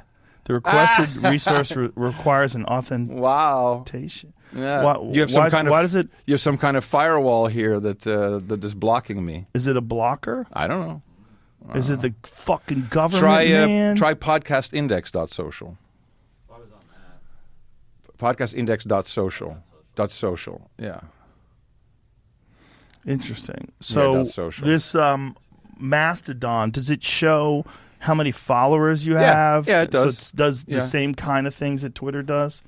So you go down Discovery. I'm going to see what's happening. Click on see what's happening. Yeah. I have no idea what this is. Interesting. So this is how it works. Yeah. I mean, so if you have an account, then obviously you get a whole different view of everything. So these are people that are more plugged in to the internet in many ways. Well, no, it's just people who are tired. There's always people looking for the alternative, Joe. Right. Alternative music. Twitter is disco. Mastodon is punk. That's what it is. Okay. People are, fuck that shit. We're going over to here. And then it starts to build, and people get in arguments and build different versions, and then it becomes even more sophisticated, and shit falls off. It's an organic beast, man. It just, right. And like disco, some of it's like the Bee Gees had some pretty good fucking songs. Of course. The Bee Gees undervalued. Yeah. I believe the Bee Gees should be up there with the Stones and with the Beatles. I think they totally get. Yeah, I think they get screwed on that. The Bee Gees Go back and all they were around, man. Oh no, I'm a Bee Gees fan. Really? Oh yeah, I love the Bee Gees. Yeah, I was lucky enough to meet all of them before Maurice and Robin passed away. What a accident-prone death family. Yeah. Barry's the only one left. It's like how lonely How'd the is other that ones fucking die? guy? Well, Andy Gibb, who wasn't really part of the Bee Gees, he was kind of a fourth member. He died, I believe, of an overdose or heart attack, drug-related, something like that. Maurice and Robin, I think, died. Maurice might have died on the operating table. He was having some procedure done, and Robin died of it, just cancer. It's a fucked up shit. And Barry's the last guy, and his hair's thinning out, and it's just like, fuck. Poor Barry. You remember when he did that thing with Barbara Streisand at her Malibu home? No. That whole album. She was doing all this stuff, and then I was a kid back then. I loved Diana Ross and all this thing around, and I loved watching those concerts. We had VHS tapes, Betamax, I think. And she's like, I want to invite one of my friends over here, Barry. We got nothing to be guilty of. Our love. I mean, that was so good, man. That was just like, I get goosebumps. They were about very that. good, man. Staying Alive is a great fucking song. I mean, And it really that is. And the plagued them. movie. That plagued them. Saturday Night Fever plagued them because they were pigeonholed as a bunch of disco dorks. Where if you look at their last couple of albums, went big success all over, except America, really. There we Barbra are. Streisand and Barry Gibb. It's more about of her calling him out. That's not the one. Is that the Look one? at that fucking hair. My Dude. God. Dude. My God. That's like almost an afro. I mean, it's so Awesome. dense. It's awesome. It just emanates Love out of that nowhere. shit. Love that shit. Right? Like, where's it coming from? Love it. Love it. I mean, for sure. But I mean, if that was a wig, I would not But be I had stunned. hair like that, Joe. Did you? Yeah, oh, you man. did. That's right. You did. Yeah, and it was You all did. Aquanet, teasing Back and in the Aquanet. old back in the old MTV MTV days. It was, Yeah. Totally, man. Was that difficult for you to skate? Because I thought when I found out that you were this like super nerd, I was like, "Whoa, that pretty guy." That's I never consider look at me. I mean, I don't consider myself pretty or well, anything you're an like older that. gentleman, but you were certainly very handsome when you were younger. I loved radio because I knew that no one had to look at me. And I could just be on and I love the whole idea of dim studio, the green visor. But you were a Hey, beautiful everybody. man. Pull him up when he's younger. He's full of shit.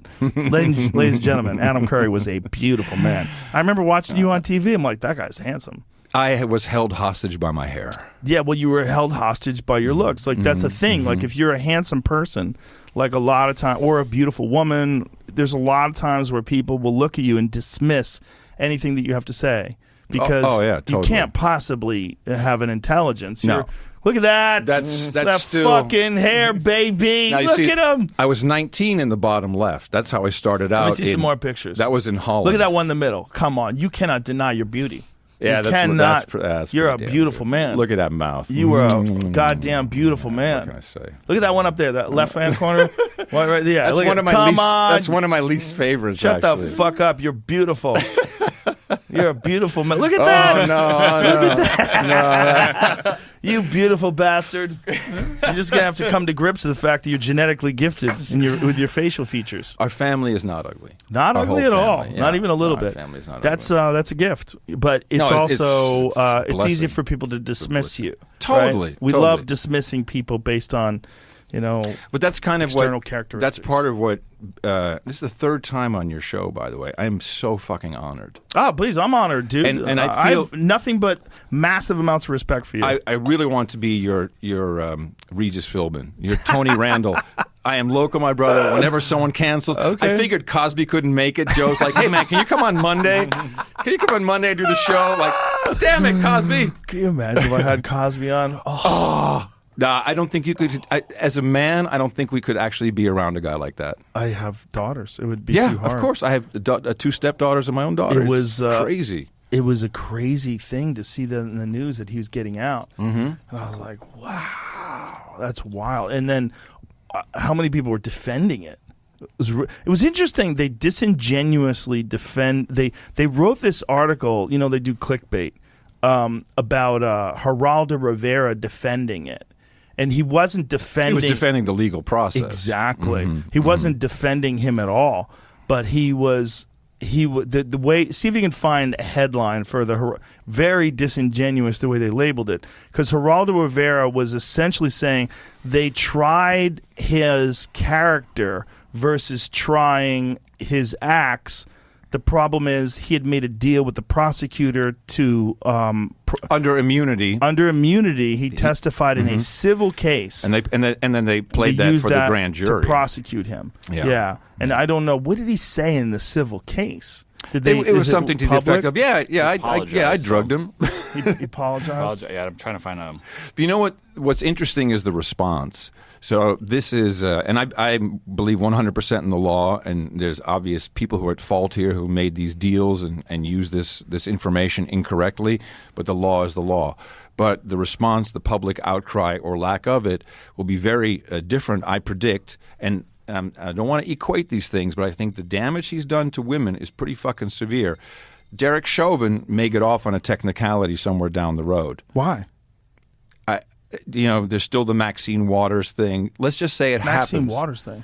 She was tampering with a possible jury pool by traveling to the state, by talking about it publicly. This is an old story, but regardless, it's possible that can happen. Took Cosby a couple of years.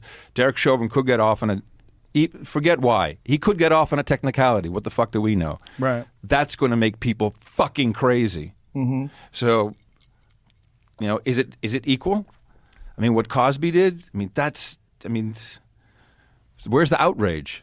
I think it's even though technically the law is correct, the people who fucked it up need to be held to account. I think people are coming to grips with it right now where they're like, holy shit, is this real? Is he out? Yeah. So I think the dust is not even remotely settled.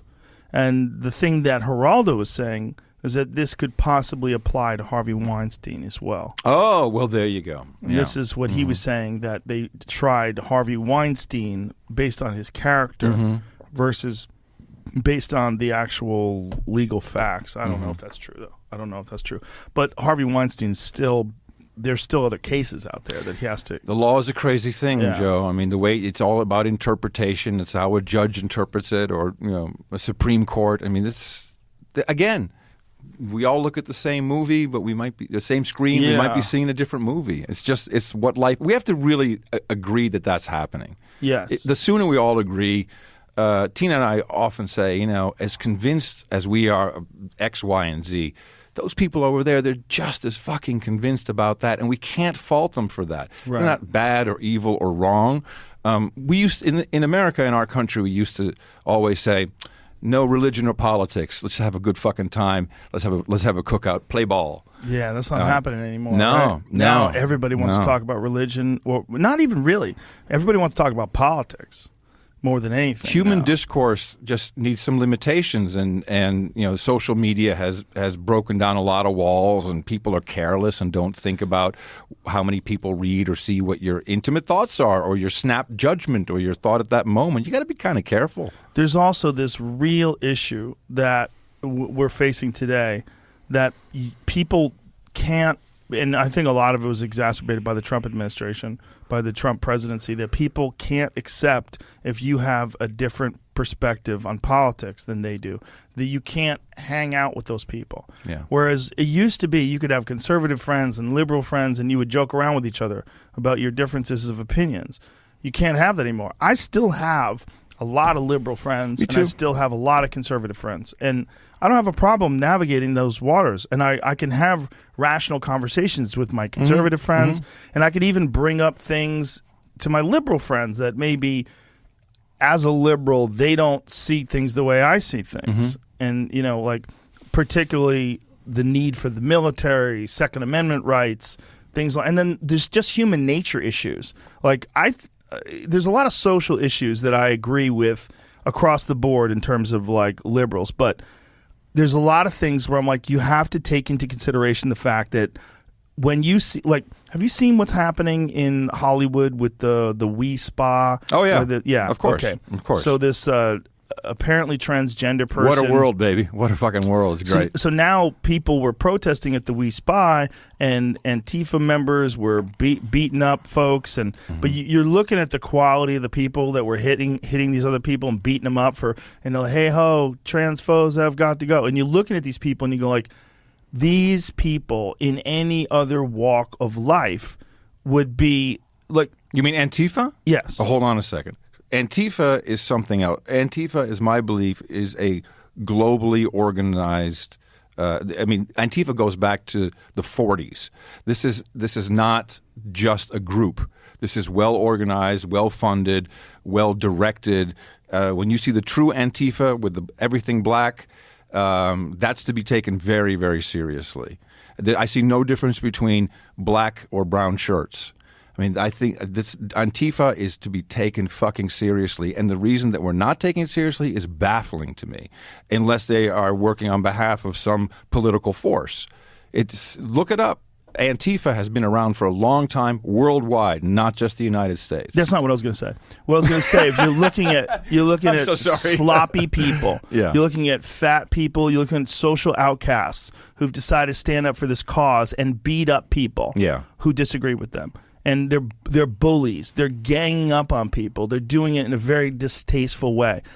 It is almost as if, now this is where I'll put on my tinfoil hat.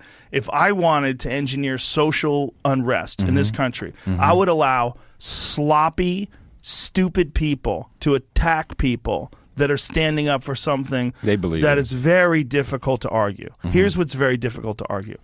We're not arguing trans people, their rights. Of course you have rights as a trans person. Of course you have the right to identify with whatever gender you choose. The problem is exposing your genitals to children. Now that was a core part of this story was 9-year-old and 11-year-old girls that had to stare at a penis. And people were like, what's the difference? Is it okay to stare at a vagina? It's not okay to stare at a penis? The difference is, and this is what, and I'm not saying that this person is guilty of this, we know that men have throughout history preyed on children. Pedophiles have preyed on young girls and young boys, and it's mostly been men, right? We know that women are very nervous about their children being around men who look at their children sexually. I'm not saying this person did. I'm saying that this is one of the reasons why we don't want men naked. And if we have just like a universal sex bathroom and everyone at a spa could just, men and women would all be naked together. Look, our society, it sounds rational, but our society is not engineered that way. We're not engineered. We did not grow up in a way where you just see people's penises and vaginas all day long from strangers. It's not, if we did, maybe if we lived in some sort of tribe where this is a custom, where everybody just walks around naked, we would be accustomed to this and it'd be normal. But it's not. I grew up in a country that was just like that. Holland. The Netherlands in the 70s, sports clubs had co-ed showers and dressing rooms. And what was that like? Well, I came from the U.S., so I had I entered the Netherlands when I was 7, so I was fucking freaked out about it. Two things, like what the fuck? Everyone walks around naked in the showers at school gym as well, although I was in the international school first. And they also put mayonnaise on French fries, so it was a fucking bad experience all around. Mayonnaise for me. and French fries is I like it now. It's I a like different it now. flavor. Yeah, but It's not bad. I was 7, man. I'm like, what the fuck? Where's my ketchup? Where's the syrup? They have no maple syrup. They don't Their have maple pancakes syrup? are thin, not thick. I mean, And what do they put on their pancakes? butter and powdered sugar. Huh. Yeah. Is that good? Yeah, it's a taste. It's a taste, but they're more like a crepe, more like a French pancake. They have the Netherlands has something very specific called poffertjes, which is very small, like I would say silver dollar size pancakes, and it's always around the winter time. They have a big griddle with 100 preformed holes, and they throw the batter in, and it's cool to watch. The guy with the fork and he'll turn them all over like that, and they put it on a plate, put butter on it, put some powdered sugar on it. Boom! There you go. You got some poffertjes, and it's Poffertjes. Poffertjes, so Okay. good. There it is. There you go. Oh, Yeah. Interesting. Looks like little tiny little pastry type bills. But they're basically little pancakes. Huh. Okay. Yeah. Anyway, Poor kid. How'd you get through that? the problem was, so I was kind of freaked out, but what I saw is that changed over time, and it just went away, and it was no longer appropriate, and we had, male and female. When did that happen? Well, I of course, I left to come back to the States in 86, 87. It had already, I would say, kind of transitioned by then. Really, it happened with the entrance of satellite television. Mm-hmm. Satellite television came in. You had Sky Channel. You had all these different European-wide commercial, RTL, SBS. They were broadcasting all kinds of stuff into homes, and before that, we had government-controlled airwaves. It was like kind of Soviet Russia idea, and somehow with that, which I would just say American influence, everyone became this puritanical, like, oh no, we can't have that anymore. We're not going to do that. Going to a prostitute back in the day, Dad's going to go see the hooker. It's that one on the corner, and that's good. It keeps the marriage going. Can you even believe that was What culture? year was this? Late 70s, mid to late 70s. Wow. Now, they've even closed down most of the red light district. Well, in New York, they've decriminalized prostitution now. Didn't they? I don't know. I'm pretty sure they did. I don't know. I'm pretty sure that was a really recent thing where they decided But to what they really did prostitution. is the whole idea of the individual prostitute in the window in Amsterdam was a business. It was seen as a legitimate business. You got health care. You had your regular checks. They really said, no, we're going to move this into brothels. Right. And when you move it into brothels, that's when a whole bunch of other shit comes in. It's not just a pure, here's a transaction. Right. It's very it's safe. It's it's in a very confined space, but yet enough people around so bad shit didn't happen. You actually shop in the window before, and it's for women and men, by the way. But they all moved that to brothels. That's really where they want it, which I think is where more shenanigans take place. It's much less safe. Now the co-ed bathroom situation. So all bathrooms were co-ed. Showers and dressing rooms. Yeah. And this is at gyms or at just anywhere? like a hockey club or a football club or something like so that. if you went to a place to lift weights and there were showers, all the men and the women all got in there together, and so you got to see everyone naked. 73, 74, something like that. Interesting. Yeah. That's not how it's done today. No, it's gone. But the It's thing today the is like, opposite. this is obviously a new thing where someone can identify as a female but still have a penis. That's what's so fucking weird about it. That's what's so weird, and particularly in Europe, the Muslim integration into these countries has really turned back the clock on all kinds of gender and sexual freedom. You cannot walk as a same-sex couple down certain streets of Amsterdam or Rotterdam or any other major city because you will be spit on, whistled at, or maybe even assaulted. Have you read Douglas Murray's book, The Strange Death of Europe? Yes, I have. Oh my God, that was so good. Yeah, It's very his stuff is amazing. Yeah. The Madness of Crowds is also amazing. It's excellent, but it's a fearless exploration of this particular. That came out a dilemma. while ago, didn't it? A few years ago. Yeah. It's the Madness of Crowds is. Well, I read it when I was. That led in me down LA. to the Kalergi plan and all that shit that's going on in Europe. The what? Kalergi plan. What is that? The Kalergi plan is very, very old, but it still exists in the Kalergi Prize today, which is a political prize, or it's a political prize. The Kalergi plan is to slowly integrate brown people, I'm just going high level, brown people into the white people of Europe. And it's been a project that has been ongoing for decades and decades and decades. I think Kalergi died only 30 years ago. But Angela Merkel got the Kalergi Prize just a couple of years ago. It's a Kalergi plan, but it said, okay, we're integrating with the rest of the world. The European Union, most countries took a very specific stance and said, come on in. Refugees, come on in. Everybody come into our countries, and we're going to integrate with you. And they did that out of the goodness of their heart. It's really good fucking people. The Swedes, the Danes, the Norwegians, the Dutch, the French, the Belgians. And it's really resulted in a lot of fucking trouble for everybody. It's not turning out very well. Why is that? Because you have complete segregation. The immigrants are not integrating. The first wave of immigrants, the Netherlands has a long history, colonial history with Indonesia and also to a degree with Turkey. And there was a whole wave of Turkish guest workers that were brought in around the 70s. And they've integrated now 40 years later, and there's a whole third generation, and it's really very Dutch, which has changed. But all these other refugees, but immigrants from real Middle Eastern countries that have completely incompatible cultures with ours, their view on women. You saw this in France, the whole idea of headgear, hijab versus the burqa, et cetera, et cetera. So those are cultural decisions. Do we want, as the French would say, pillboxes of walking down our streets? Because that's what they say when they see a burqa. Pillbox. Yeah, if you look at a woman in a burqa, it's like it's a person in a pillbox with just a little strip here with mesh for their eyes. That's what the French say about it.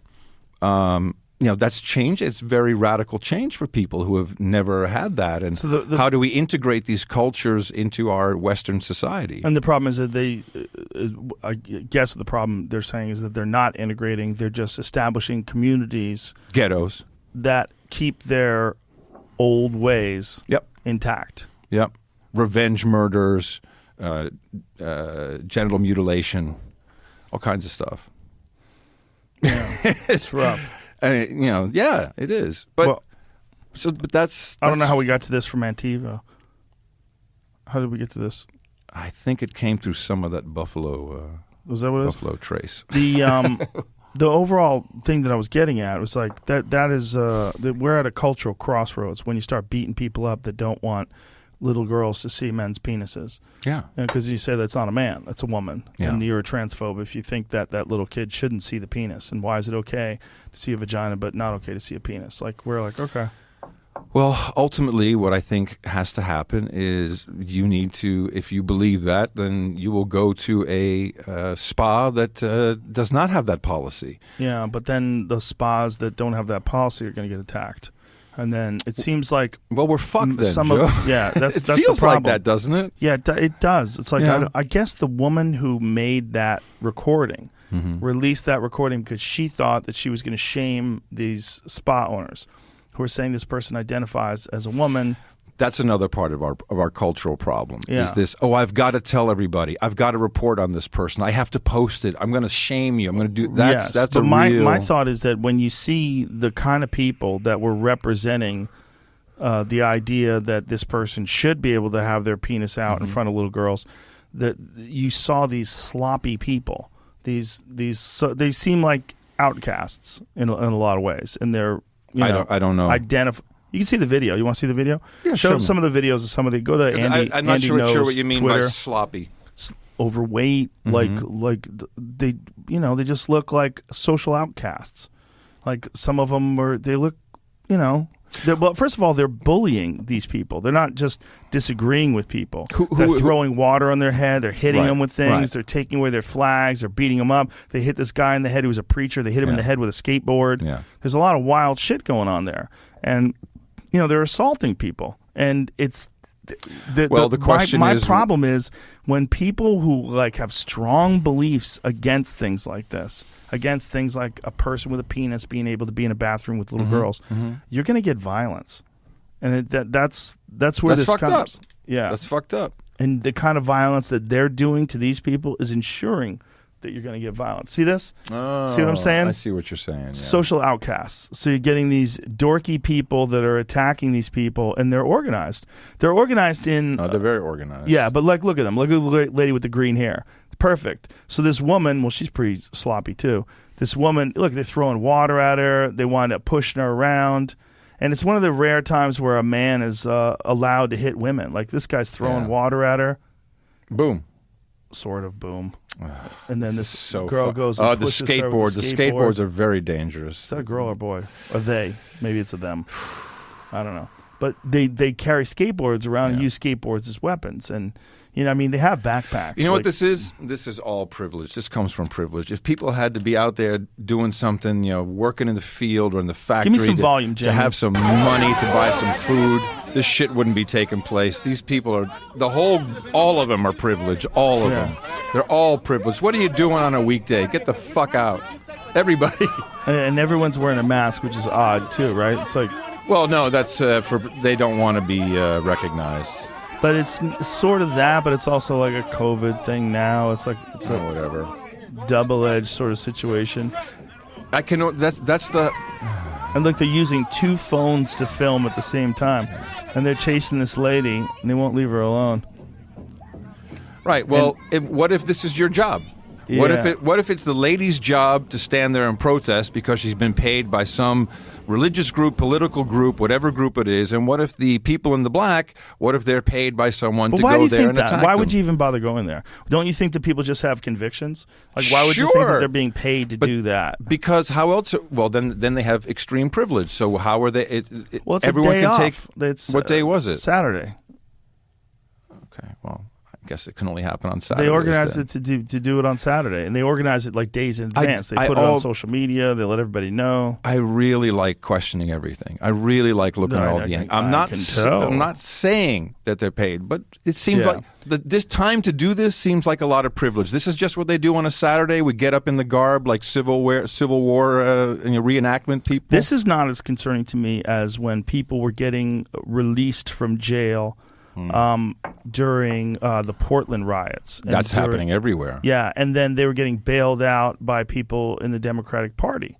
The bail money goes to the person who was incarcerated, Yes. interestingly enough. So you kind of Yes. get a double whammy there. Yeah. Well, this is district attorneys. This is while we weren't looking, while we weren't looking in general, Joe, you and I, but certainly our parents, we were all busy making careers and being good people and working forward and making the world great. And a lot of mediocre people kind of slipped into places in politics and school boards, stuff that we weren't interested in running for. I'm not interested in, That's let the someone problem, else right? do that. I think it's our fault. It's our parents' fault. This trend, because we're kind of Gen X. I'm Gen X with boomer tendencies. I fall right in -- so you're definitely Gen X. It's logical that these young this is Gen Y, Gen Z. We have given them a bum rap, man. They're born in the 90s. Most of them, you can see it, 90s. We had the Gulf War. It was kind of a weird time, all kinds of financial shit. Bill Clinton. Blowjobs became okay because that wasn't actually sex. That was something else. And so they've learned all this. Then we had 9/11, which was, imagine you're 10 and this happened. My own daughter was born in 1990. This was fucking traumatic for everybody, but especially for children. Don't worry. We're going to go smoke them out. We're going to go get them. Oh, we invaded the wrong country. Hold on a second. And then to all this shit. Turns out weapons of mass destruction weren't real. Right. Whoops. And then Sorry, half a million people are dead. Then just as everyone's in their teenage years, financial crisis, everyone's house is getting diluted. It's all fucked up. Friends and family have to move away. Don't worry, $1 trillion. It's all going to fix it. And then these kids, a lot of them graduated, and they can go to a $13 an hour job, and they have $50,000, $100,000 in debt. They're fucking disillusioned. I think that is a huge, huge problem we're dealing with right now. They have no spark. They have no life force. They're interested in gig jobs, because then I can do my own thing. I'll just work 9 to 5. Amazon is fine. Uber is fine. Career, just like my dad, I'm going to wind up working 70 hours a week for a 40-hour-a-week wage. I don't want any of that. We're all going to die anyway because of climate change. I mean, think about what the messages that young people today are receiving. That's kind of the message. Or you become a TikTok millionaire.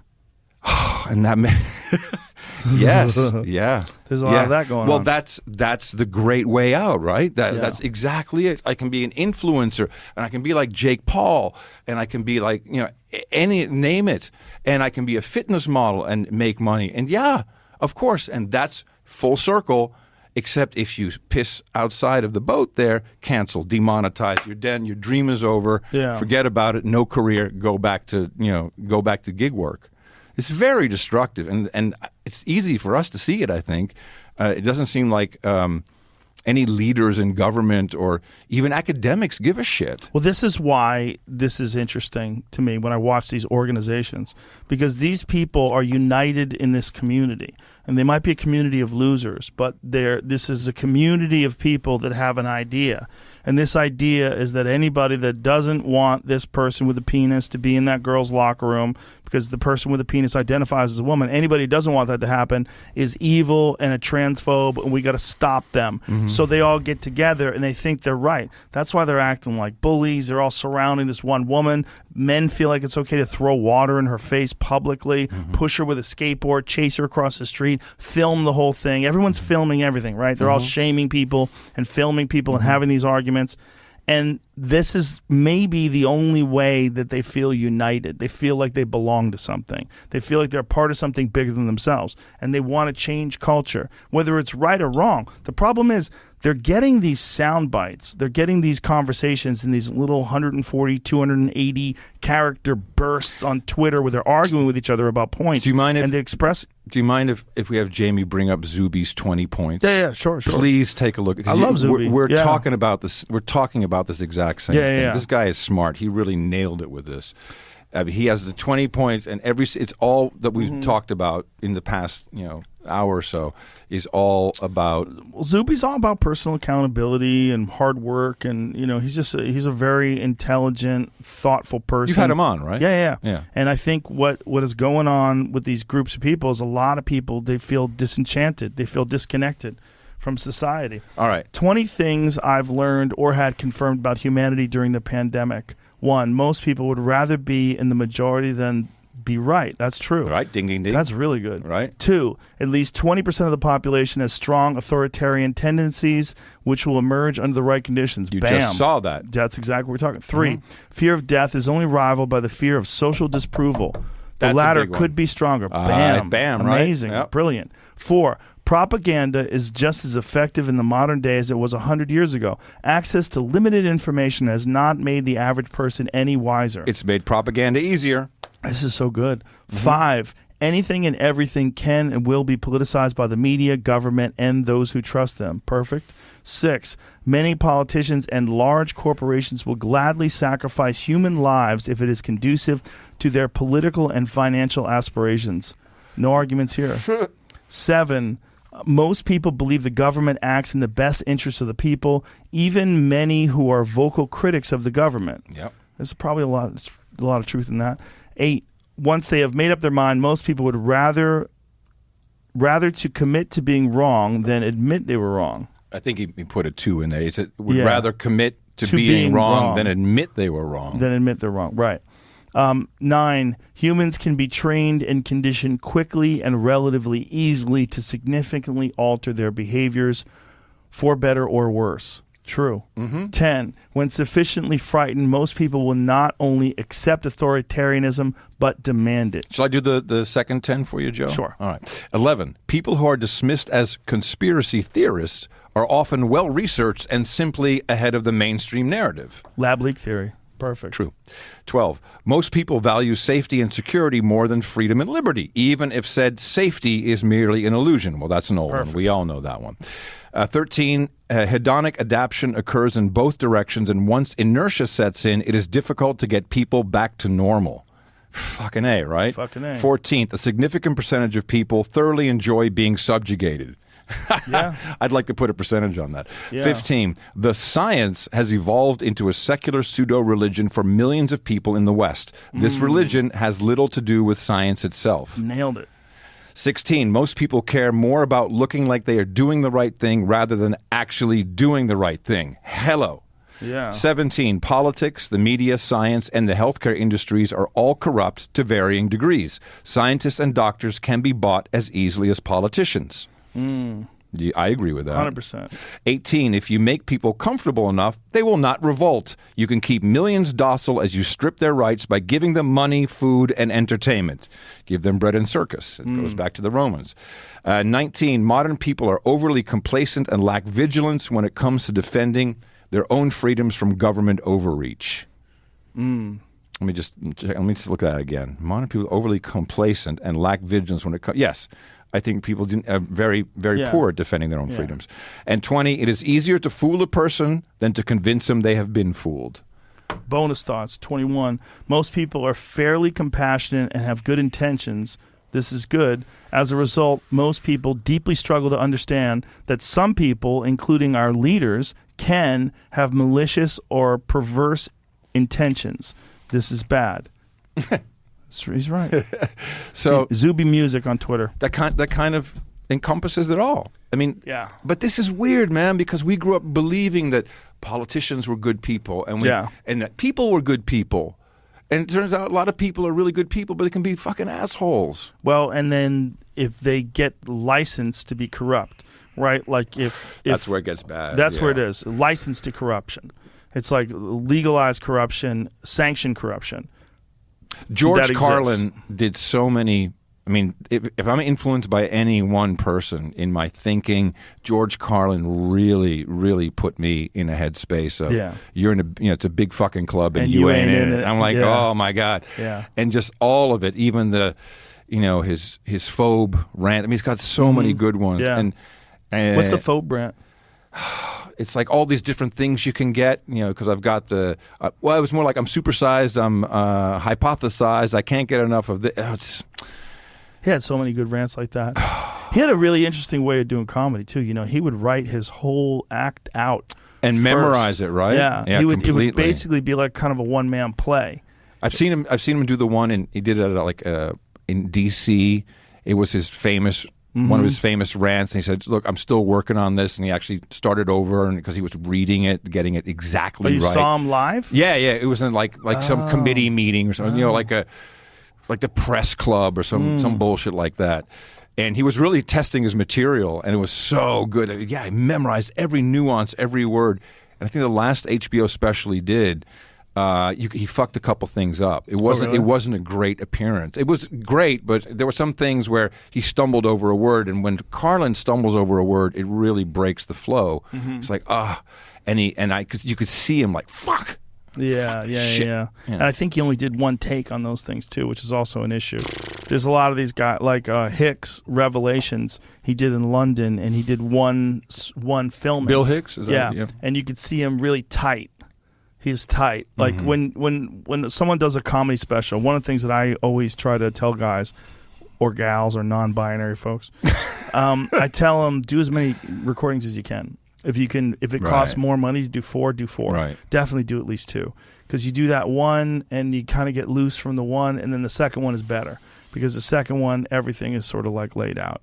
You need that. Like you really need that. You need more recordings. You can't just do one recording because one recording is too much pressure. When you have pressure, pressure is the enemy of comedy. Like you don't want that kind of like I gotta get this right, because that's not loose. Comedy comes from looseness. You really want. At the very least, you should do another show that day. Like if you're going to film that night at 8:00, do a show at 6 and just bang it out. Right. Just so you get the knock the dust That off. shit's too stressful for me, man. Yeah. That kind of shit. That's what I love about podcasting. Yeah. There's always another episode. Yeah, but the thing about podcasting, It sucked. We'll do another one tomorrow. Yeah, we've fucked up a few things while we're doing this today, and it doesn't mess anything up. In fact, it's sort of. What did we fuck up? I don't know. Maybe we fucked something I'm up. sure we did. We probably did. Yeah. But my point is that like it affirms that we don't have a script and we're just ranting. Like I've had conversations with people about podcasts where they don't exactly know how this works, and they go, "Okay, so when you get together, say if you and Adam Curry are going to do a podcast, do you guys talk about what you're going to talk about in advance?" Like we don't have a fucking clue. We literally we don't think about it. I mean, there's a few things that I wanted to bring up today. Right. I don't even remember what they But are anymore. the fact is, you make it look easier than it is. It's not that hard, man. I've had real jobs. A lot more goes into it. Above all things, you are just a beautiful, open communicator. That's what you get from Joe Rogan. I mean, you can feel that. It's like, oh my God, this guy's giving and taking, and if you're open to it, and I think all people with some intelligence, most people you have on are pretty fucking smart. They feel that, and the unlimited, uncensored, non-timed performance is so counter to everything you do in broadcasting, in film, and comedy. Yeah, it's in most stuff. Yeah, most things. Or a job. Well, we have this weird time. This is you want a cigar, man? Do you like cigars? Yes, I see do. you sucking I do. on those I do. vapes. This actually is a cigar with my face on it. Oh, I will put your face in my mouth any day, Joe Rogan. They're actually good. These are from Foundation Cigars. You got a cutter? So shout out. Yes, I do. What's that white thing? So, This dude, is that's on the back it's great that you get all this cool stuff, but it really ruins the market.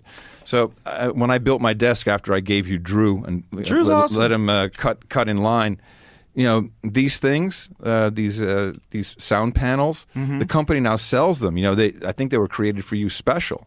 And they even had they have a JRE logo. The previous on them. one had JRE logos on it. Yeah. These things like $600 a pop now. Uh-oh. For a cough button. So Thanks, Joe Rogan. We fucked that Can you up. cut that You for get me? this one right in front of you, right there. Oh shit! I'm sorry. Yeah, it's good. What is this? Like a whole? It's a cutter. Yeah, I know, it's but got what's a all cutter. this part? It flips over, and then it's a lighter.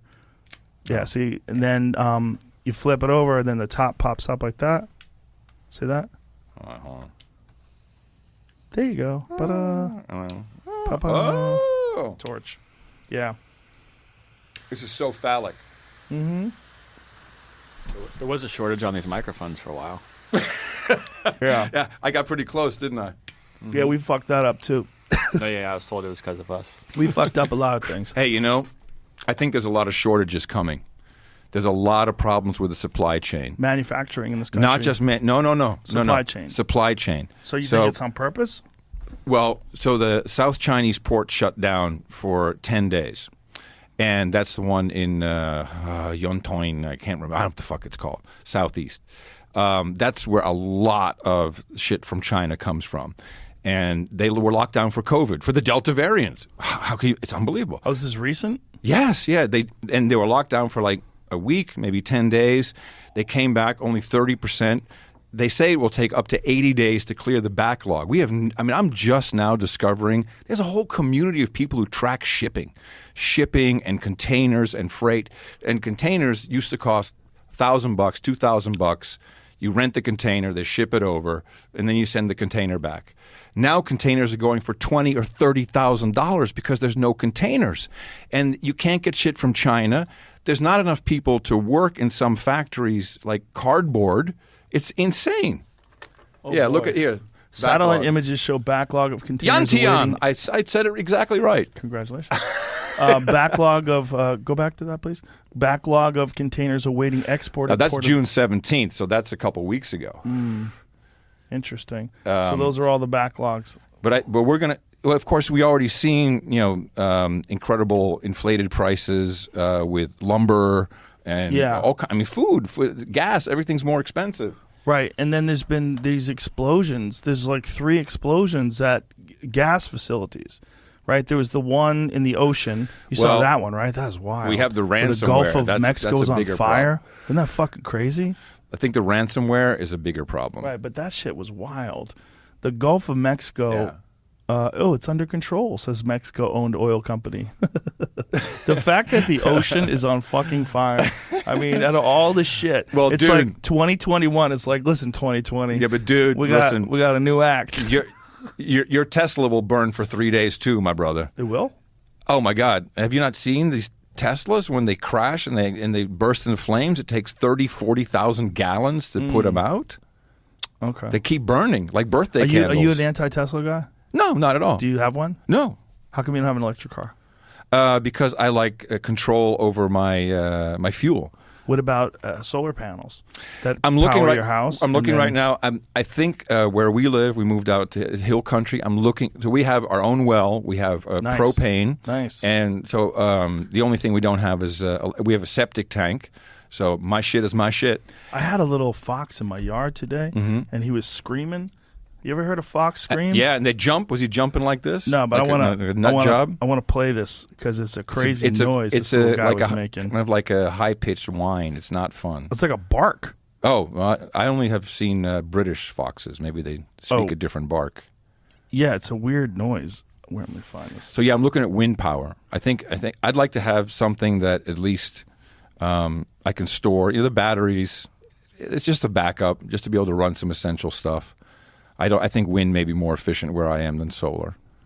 I really really? want a backyard nuke is what I really want. I'll take that in a backyard heartbeat. nuke? Yeah, they're coming. They're coming. They are? Sure. For real? Yeah, eventually. The new nuclear reactors are quite impressive. They eat their own waste. There's actually no waste product from it.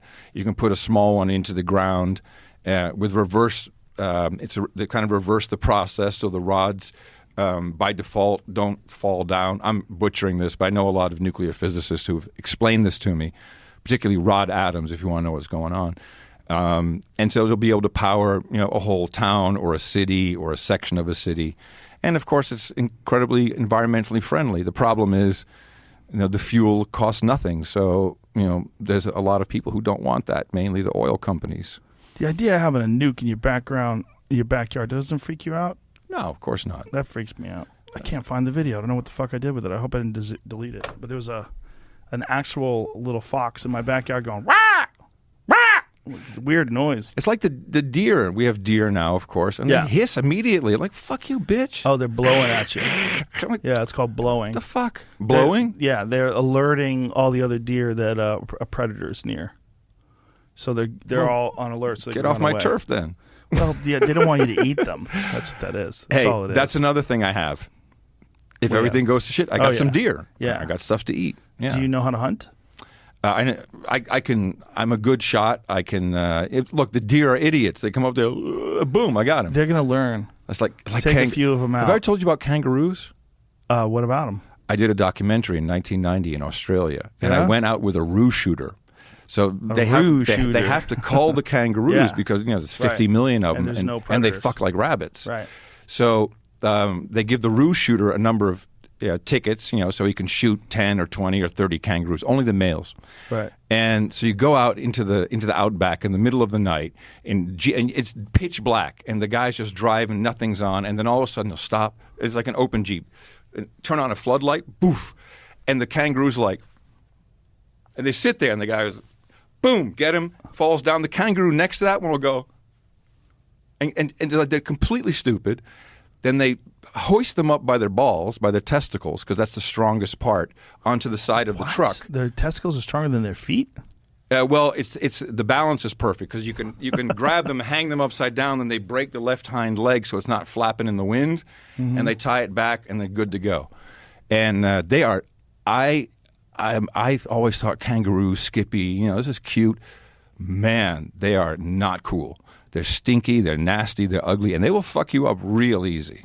Yeah, they'll kick your ass. With the tail, where they'll kick you, all kinds of stuff. Yeah, that's scary.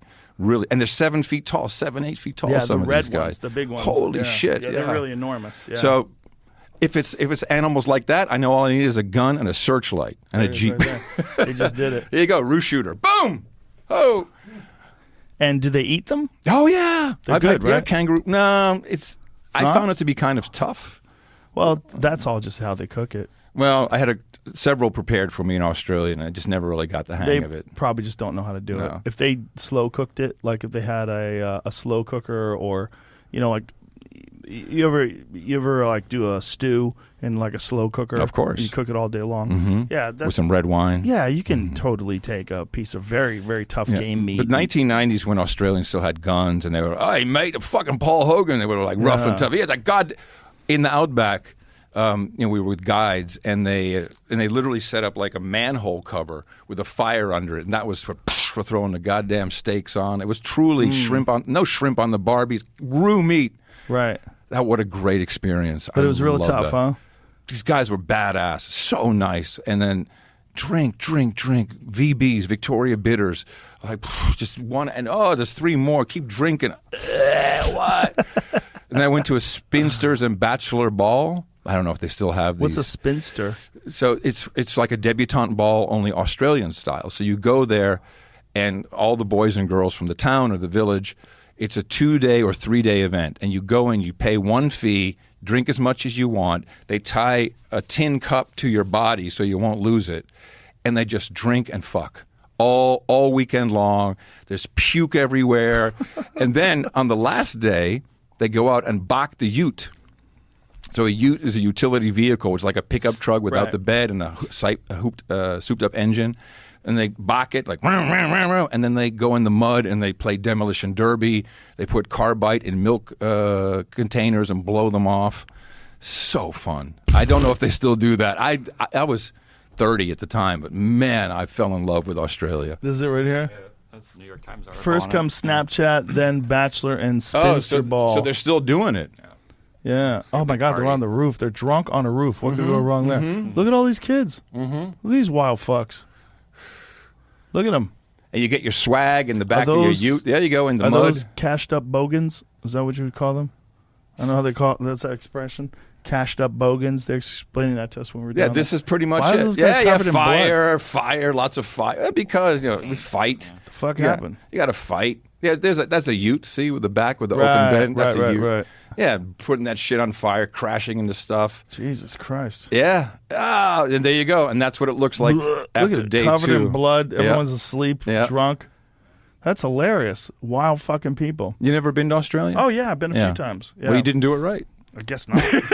I guess not. But I don't know if it's still like that. I don't think it's Bachelors and spinsters. But isn't a spinster like a negative phrase for a woman who doesn't have children who's older in America? Yeah. They call them spinsters. Like when This is old colony, penal colony English. Yeah. I don't know what they were thinking. Yeah. it's funny how they're so nice over there, but they come from prisoners. Mm-hmm. I mean, that was the beginning. Yeah. It's what's weird, right? Because it's such a But there's friendly country. there's a lot of Dutch influences in Australia. A lot of different countries, and of course, there's some Asian influences. Mm-hmm. Yeah, it's a very interesting place. Very relatively few people for the size of the mass. Oh, of tiny. it. Yeah, Contiguous And then United States, the same size as the contiguous United States, but there's less 25 people than million California. people or something. Yeah. Yeah. And I took the train to Perth all the way to Western Australia. It's a 24-hour train ride. You go through nuclear testing grounds. Yeah, little wasteland where they tested nukes. You kind of just go right through it. It's an old train.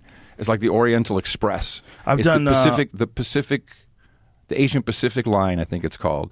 And you sleep on the train, and it's the most boring 24 hours I've ever witnessed in my fucking life. Just It was flat ground, nothing on it? because we were doing the documentary, they let me sit up front with the engineers, whose only job is every 30 seconds to hit the dead man's button. You're like, oh yeah, and they'll be talking with you. What's the dead man's button? Oh, so if the countdown clock, I think it's 30 or 40 seconds. If it's 40 seconds, you haven't hit the button, the train stops. And then you have to reset the train because apparently the engineer died or was incapacitated, so the train isn't just running by itself. Oh, So they'll be interesting. talking with, and you were like looking at this big readout going 3, 2, and like, dude, and he hits the button, he's doing all that kind of shit. Yeah, hit it with his foot, like at 1 second left to go. Wow. Yeah, that was the fun part, but otherwise, oh my God. Imagine that job. Every 30 seconds, just having to hit this button. And there's probably some weird temptation to just let it go to 0. I would not be good for. I'd be like my OCD Tourette's. Everything hits. I'm like, no, I can't. Fuck, shit, fuck. Just be that would creep me out. It's an impossible job. My buddy Adam Greentree is from Australia, and he's in the mining business.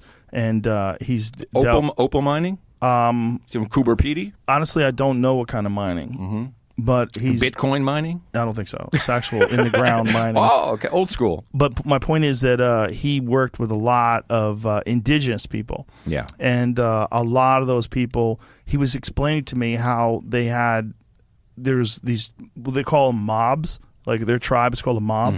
And there would be one mob here, and then there's another one, 20 kilometers over there, and they don't even speak the same language. Yeah. And they don't have it written down, so they don't know, like, and then there's another one 30 kilometers that way, totally different language as well. Yeah. And they don't speak the same language, so they can't communicate. He's like, there might be 100 of them like that. And Do I'm they- like, wow, there's like, so there's, Do they have smartphones? They got iPhones out there. Do you think? I don't know. I wonder. mean, I'm I sure wonder. they do. Adam Yeah. does. I mean, I'm sure a lot of people do. But They're- the indigenous Aborigines, they must have a cell well, they phone. work for him on the mine, so they're Right, earning okay, so, money. yeah, So so- I'm sure they probably, They got pagers. yeah. I'm sure they have phones. But he was telling me this horrible story about this one. I forget who did this to these people, but there was a story about these people that got poisoned. They gave them food. And they were basically living in a cave. Adam Greentree has it. There's a YouTube video series that he's involved with now where he's talking about some of his adventures.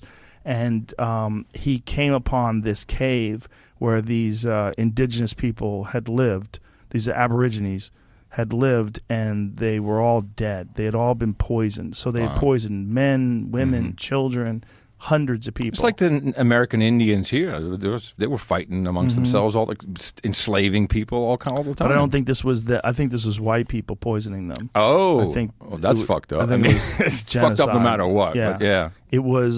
Sure. They had decided that these people, for whatever reason, had to go, and so they poisoned their whole family, the whole tribe. God put a weird fucking piece of shit into us, didn't it? It's like you can be good people, but we all are susceptible to a very mean and evil streak. I think we had lived tooth and claw for so long that it's in our DNA. We forgot about it. I think we had lived tooth and claw amongst predators and amongst neighboring warring tribes, and that shit is just in us. So maybe that's what's happening, except instead of clubs and other things, we first start on social media and we start, tooth and claw, as you say, fuck this, surround them, strategies, etc. And that's very easy then to spill over. It's essentially, as you pointed out, sloppy on both sides. Yes, both sides sloppy. They could have been from the exact same tribe, as far as I'm concerned. And by the right? way, they switched tribes, right? Yeah. Like on social media.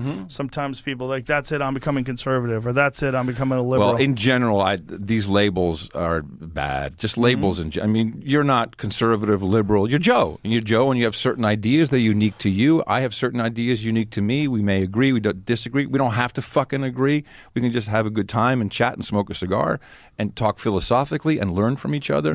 This is an art that is lost. And podcasting does bring some of that back. What these people show, what I see just based on them behaving and what they look like, is a lack of personal accountability and a lack of discipline. Yeah. Those things are huge for cultures, and we've always had that. Life has always been hard.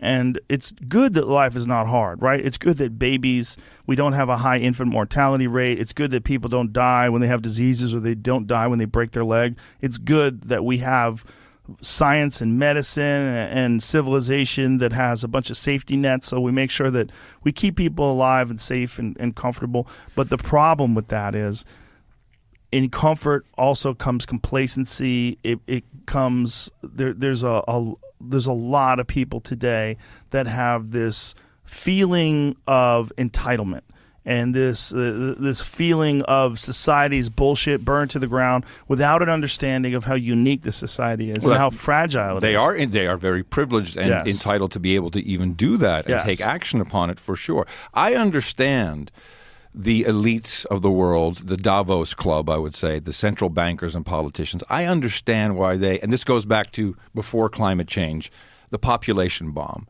They've always wanted to contain population. And, Prince Philip would say, well, most people are just useless eaters. They're cannon fodder. And to some degree, in the world of how everything works, I can see their point. From their point of view, it's like, you're out there doing this shit. You're useless. We don't really need you. How do we cull you? Or how do we eugenics was a real thing in all over the world, the United States. The Georgia Guidestones still kind of show us that, hey, the population should really be 500 million people.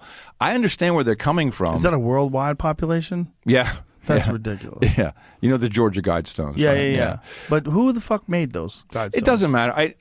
I think it's a lot less spooky or nefarious. It's just someone who said, hey, if the world goes to shit and everything blows up, these Guidestones will show you, A, how to tell time, how to tell direction, how to keep a calendar, and I have a couple other things here, which is, hey, don't let it grow by 500 million because it turns to shit and you'll do it all over again. I think that's the basic idea of the Georgia Guidestones.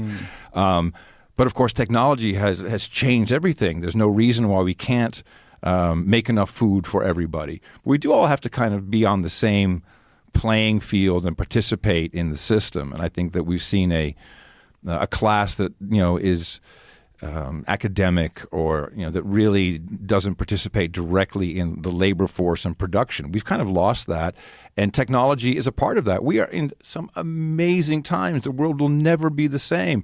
You and I used to have the phone connected to the wall, and the TV had an antenna that came over the air. It's reversed. And the phone had a dial. Remember that, Jazz? I love watching millennials who can't dial. They're like, how do I do this? How do I make the phone? Yeah. And you could also do it by hitting the the hang up, the receiver. You could do you could dial a number that way. Go You 1, 2, 3, could? 4, 5, 6, 7, 8, 9, 10. That'll be a 0. 1, 2, 3. Yeah, it was the Really? same. It was the same process. You're basically doing it. The number when you that's it. Just connecting and disconnecting. What? I told you I was a nerd. This Really? is my shit. Yeah. That's crazy. Yeah. So you could dial like 323-158-6666. And then later, I actually sold for hundreds of guilders at the time. Guilders? I'd gone to the U.S. on a vacation, family vacation, and you had phone dialers, which was the do-do-do-do. You could have a little address book, or you could just store a number, and you could hold it up to the receiver, and it would dial like a touch tone. There were no touch tone phones in the Netherlands. They only had dial. And what I found out by accident is that if you went to a regular phone booth and you used the it would connect without putting any money in. So I was selling this to guys from Israel, from the Middle East. I remember through, those in through the the 90s. through the shawarma stores and everything. Yeah. I was like, oh my God. And people were just racking up what would have been thousands and thousands in phone bills for free from public phones. That Was it kind of called phone freaking? phone freaking, yeah. Yeah. I remember that. Blue boxing, all kinds of shit like that. Do you remember people would Yeah. have cards, and the card would have like a code that you could enter? You would be able to cheat the system and get free long distance? Oh, and satellite dish. We had those. We had the hacked cards. Oh, yeah. the decryption chips and all that stuff. Yes. Yeah, Gold people- card. We people- sold them as gold cards. This is an interesting thing about the free market, right? People don't realize that there at one point in time when you would call people, like if you wanted to call someone that if you lived in LA and you wanted to call someone in New York, you would have to pay long distance charges You have to get your long distance for carrier. no reason. For no reason. Like it wasn't difficult for the company to connect you. No, that's not true. There are reasons because of the phone company structure, and they had to break up AT&T for its monopoly. Right. And so Okay, in order yeah. to have the free market, they had to basically deregulate the long-distance service. And that's when MCI came on board, and they created competition to the old AT&T. And then with cell phones, there was roaming charges, and How was roaming the- charges were significant. Yeah, outside the tri-state area, Mr. No, Curry. not Yeah. even outside the tri-state area. When I first got a cell phone was in 1989 or 88 or 89. And you had long-distance roaming charges when you went to a certain part of the state. So you'd be driving around. Like if I had a gig and I made a phone call from Yeah. a gig on the way to Western It's like Massachusetts. $1.50 a minute. It was crazy expensive. So my first in-car device was a two-way radio hooked up to the Dutch telecom system. So you'd call and you go, Anton 3450. They say, Anton 3450, who do you want to call? You give them the number, and then they'd patch it through. And you'd have to be calling like, hey, Joe, it's Adam, over. And you'd be like, hey, Adam, how CB you doing? radio. Over. Well, it was yeah. Yeah, but it was all government controlled. And it was very expensive to place that call. And someone could call a number and say, call Anton 3450. What year was this? 82.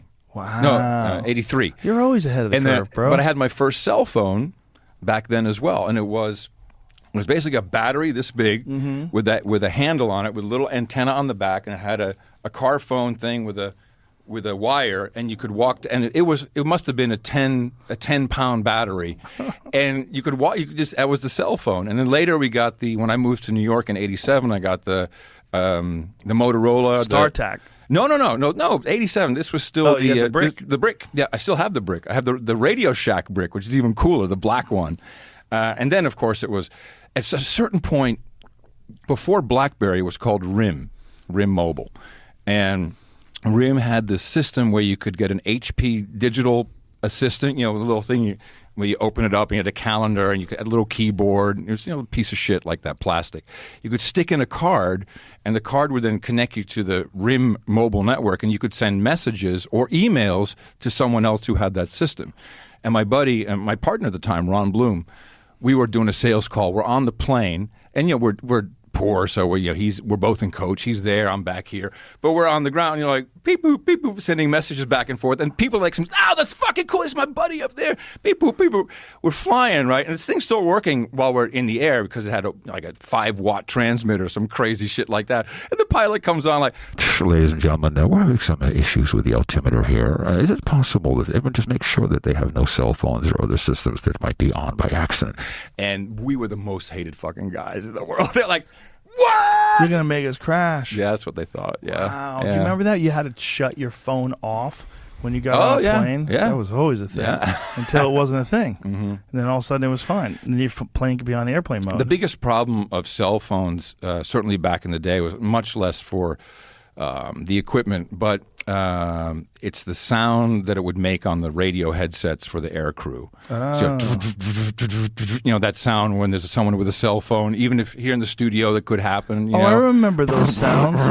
You don't hear that anymore. No, the technology certainly has improved. Right. But I remember that was the main That's problem right. because you'd pick that up and that would be very irritating I to a about flight that crew. sound. Uh-huh. Yeah. I mean, I witnessed the birth of all this shit. It was so cool. And we were so filled with promise and we really, the world's going to be accessible and everything will be at your fingertips and we're all going to be able to interact and play with children from other lands. And now we have Twitter.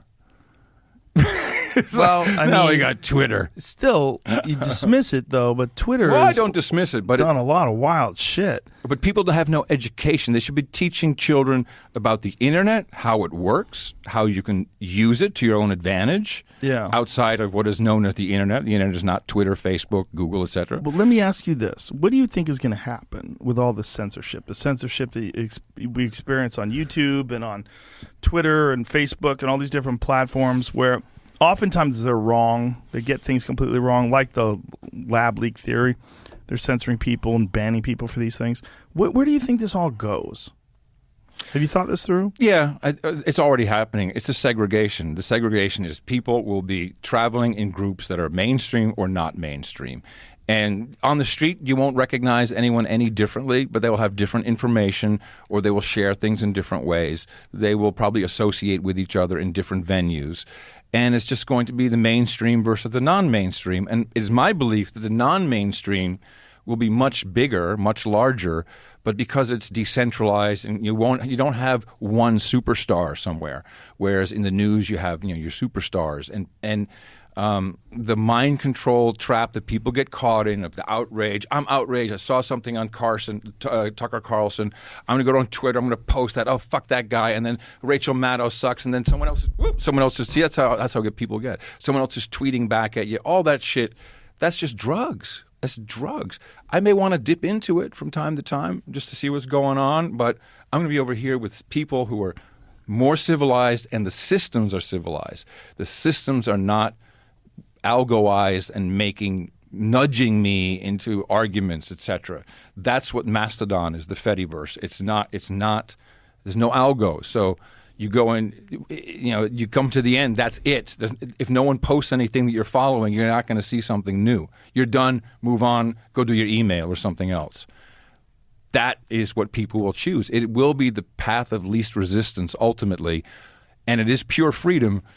But with all things freedom, it just takes a little bit of extra effort. Isn't this best case scenario though? It's happening now. It's what's happening right now. I think, but I don't think it's happening nearly as much as what's happening with Facebook and Twitter and YouTube. It's perception. But these curated social media networks where they do have things that are banned and do have things that'll get you demonetized. And the other thing is independent content creators, like independent political correspondents or political journalists. They're being ratioed. They're doing something where they're limiting the amount of reach these people have, whereas they're accentuating the amount of reach that someone like CNN has or some large corporation Give people some credit that they'll find alternatives. If you keep bumping your head against the wall, you're eventually going to go and find something else. I give some people credit.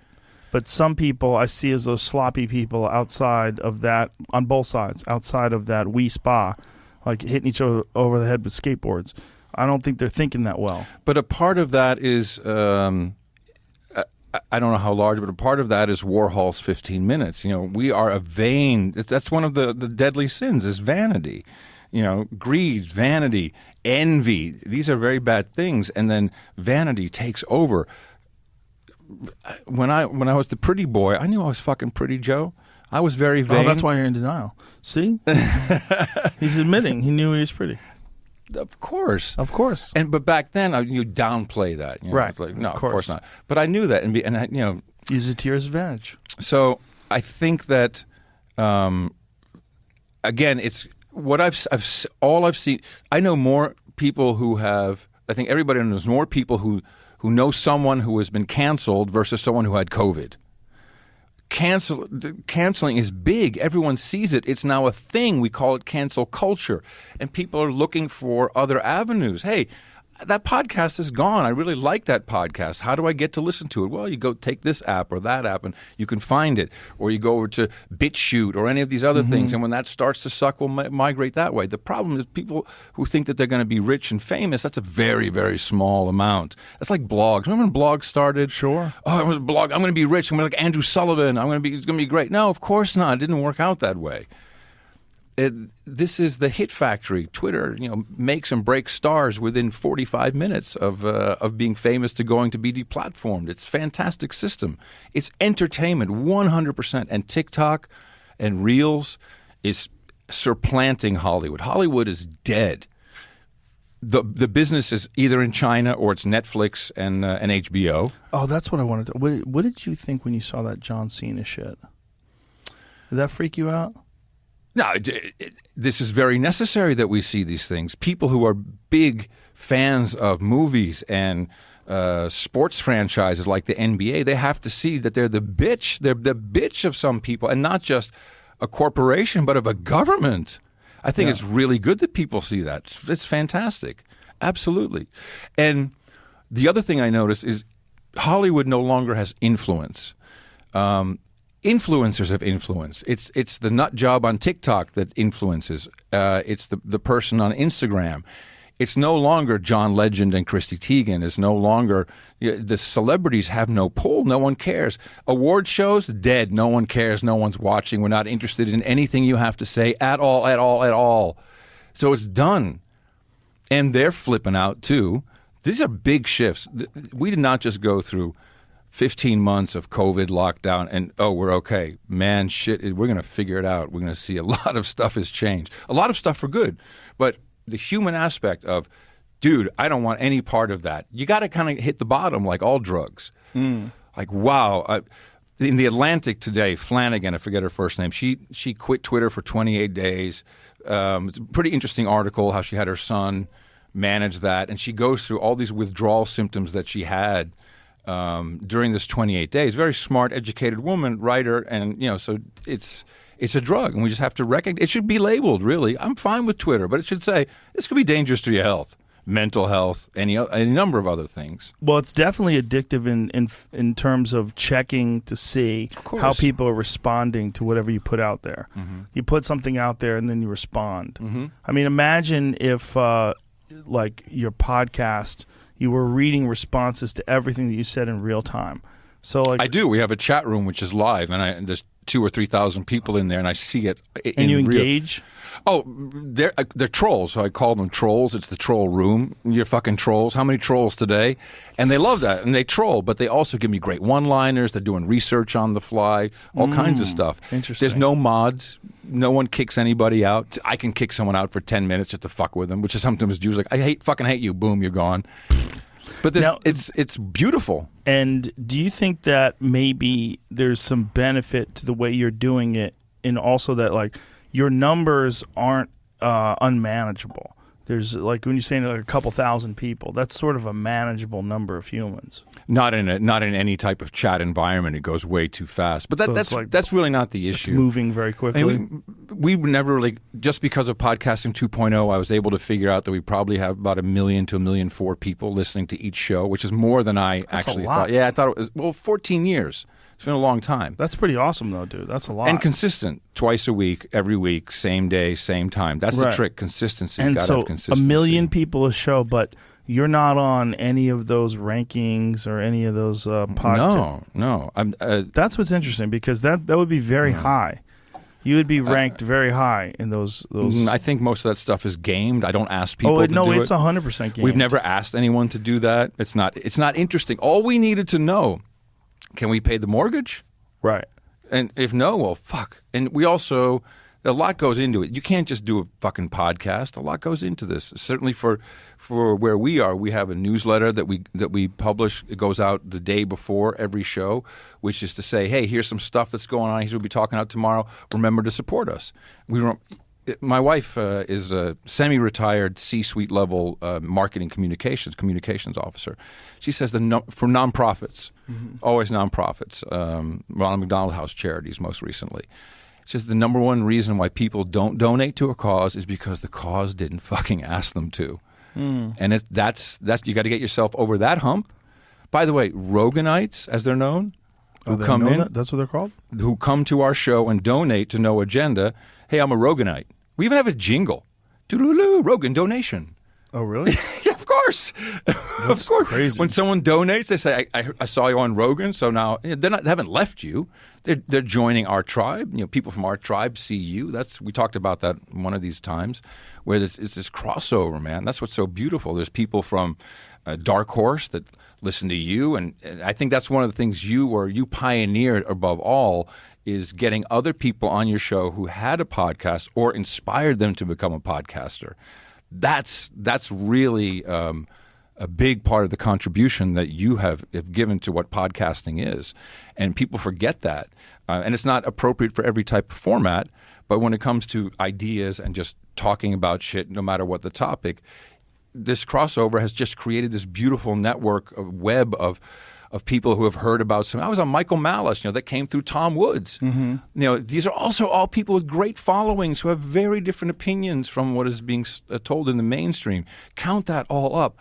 I think we're much bigger than the couple 100,000 that most cable news stations have, except for some exceptions. It's an organic network.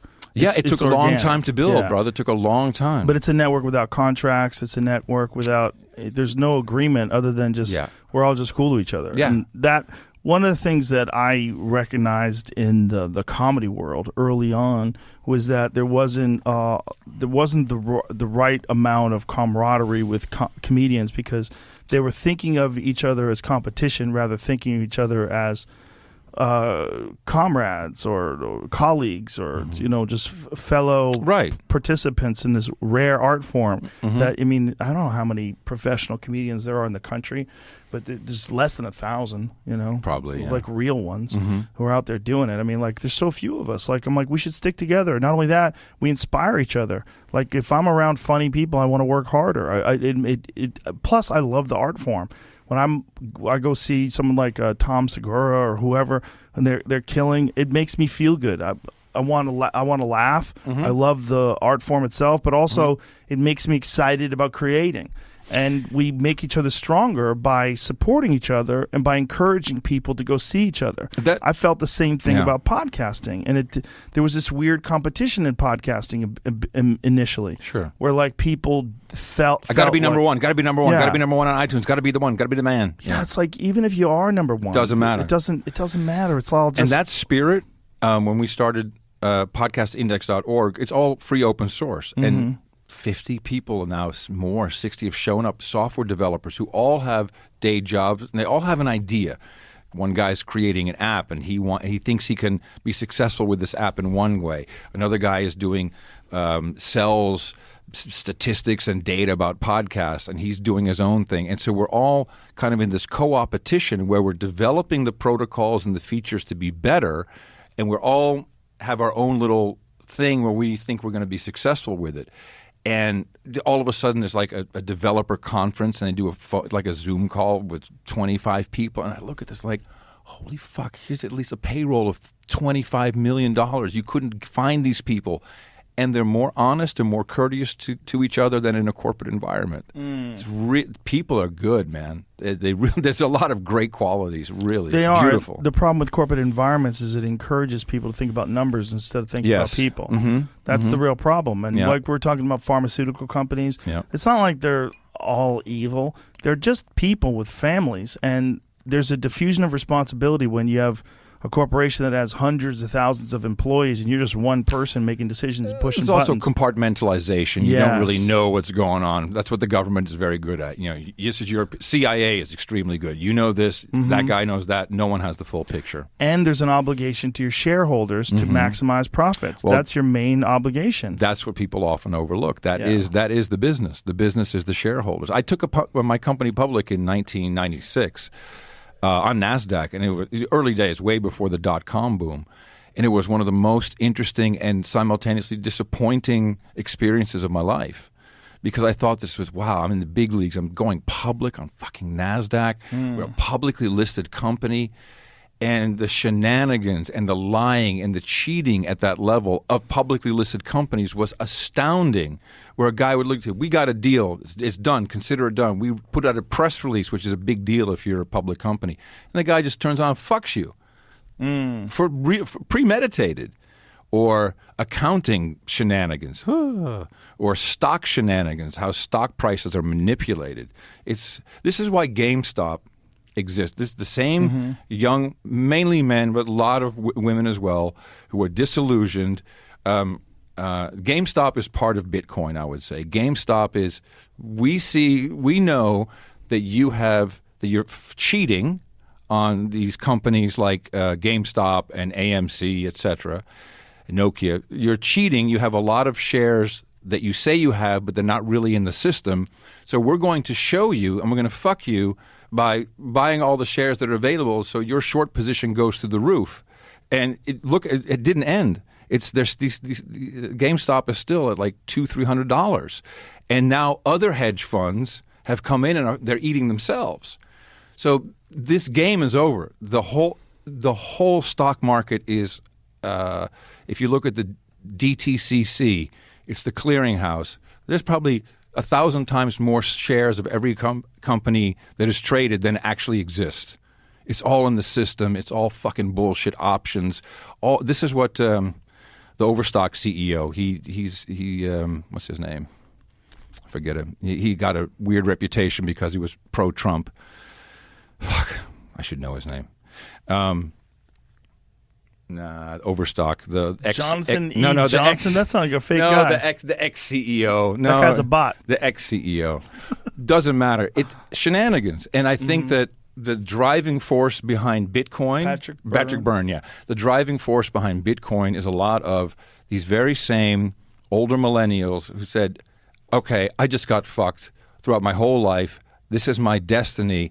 My dollar purchasing power is devaluing by 10% a year just by inflation. It's real, and part of that is printing money.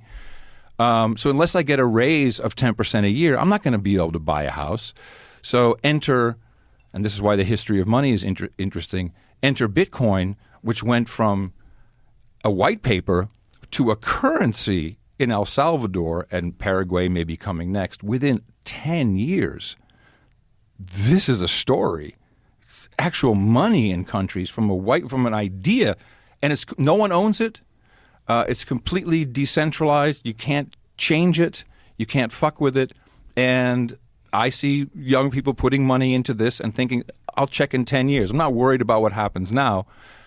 And I was a non-believer. People sent me all kinds of Bitcoins, like whatever, Beanie Babies is what I thought. And I had 65, and I sold them at $1,000. Like, wow, this is fucking great. I can't believe this scam. Now we're today at like 34, 35. It'll probably go over 100 by the end of the year. I mean, it's math. If you really look at what it is and you apply financial math, it's a great hedge against any other fiat currency like the dollar or the euro, et cetera. And there are a lot of smart kids out there who have seen this and are driving this. And they're driving it with memes. And Tim Dillon's a part of this. Bitcoin 2021 in Miami was a big meme fest, but it worked. It's crazy shit. There's something big happening here that is, for obvious reasons, not really being discussed in the mainstream. And that's truly what the movement behind Bitcoin is. But don't you think that people in the mainstream, a lot of them are just still skeptical that it's going to stick? Yeah. Because you can't buy everything with it. You can't. It took me 7 years before I said, oh, shit. And I had to read, the Bitcoin Standard, Seyfried Moose. I had to, Max Kaiser may be a crazy fuck, but you get him together with Stacy, who keeps him on the rails. And the guy is a genius. He really sees through a lot of what is coming, and he understands how the financial scams work. And there's things that you don't know, like Lightning, the Lightning Network, which is literally Venmo for Bitcoin. That exists now. That's how we're doing the Podcasting 2.0 streaming payments. It goes instantaneously, almost no fee, done. It's real quick. But mainly people are using it to invest in and just as a store of wealth or a store of value. And I'm 56. I'm going to be 57 in September. I don't give a fuck. I'm going to do everything I can to support Bitcoin. It's my daughter too. Support this generation. Support their vision. Try and make it work. Give them applications. The streaming podcast that's an actual people using Bitcoin to exchange value. I like your show. I'm giving you this much in return. So your show is it financed by Bitcoin? No. So podcasting 2.0 is the ability for anyone to set up a wallet and use one of the new apps, newpodcastapps.com, and while someone's listening, they can determine, I'm going to send X amount per minute to that person. So when I stop listening, the money stops. What is New Podcast Apps? Newpodcastapps.com. It's just a domain name I registered. There's like 20 different apps and services, all of them with great features and a lot of them with this value for value. And are they Android and Apple? Oh, yeah. Mm-hmm. So this is it right Yeah, here? there you go. So Podcast Addict. I've used Podcast Addict Sure. before. Yeah. I mean, there's a shit ton of them, and you also see a lot of the hosting companies that support it. Mm-hmm. It's been quite a movement, but just like podcasting in the beginning, it can take years and years and years. This went much faster than I expected, to be quite honest. These are all the people that are on the inside. They understand They're what's all going on. making it work, yeah. They're all contributing, making it better. It's stunning creating how many experiences. people we're talking about, though. Like when you were telling me the numbers that you get per download, I'm like, that's a lot.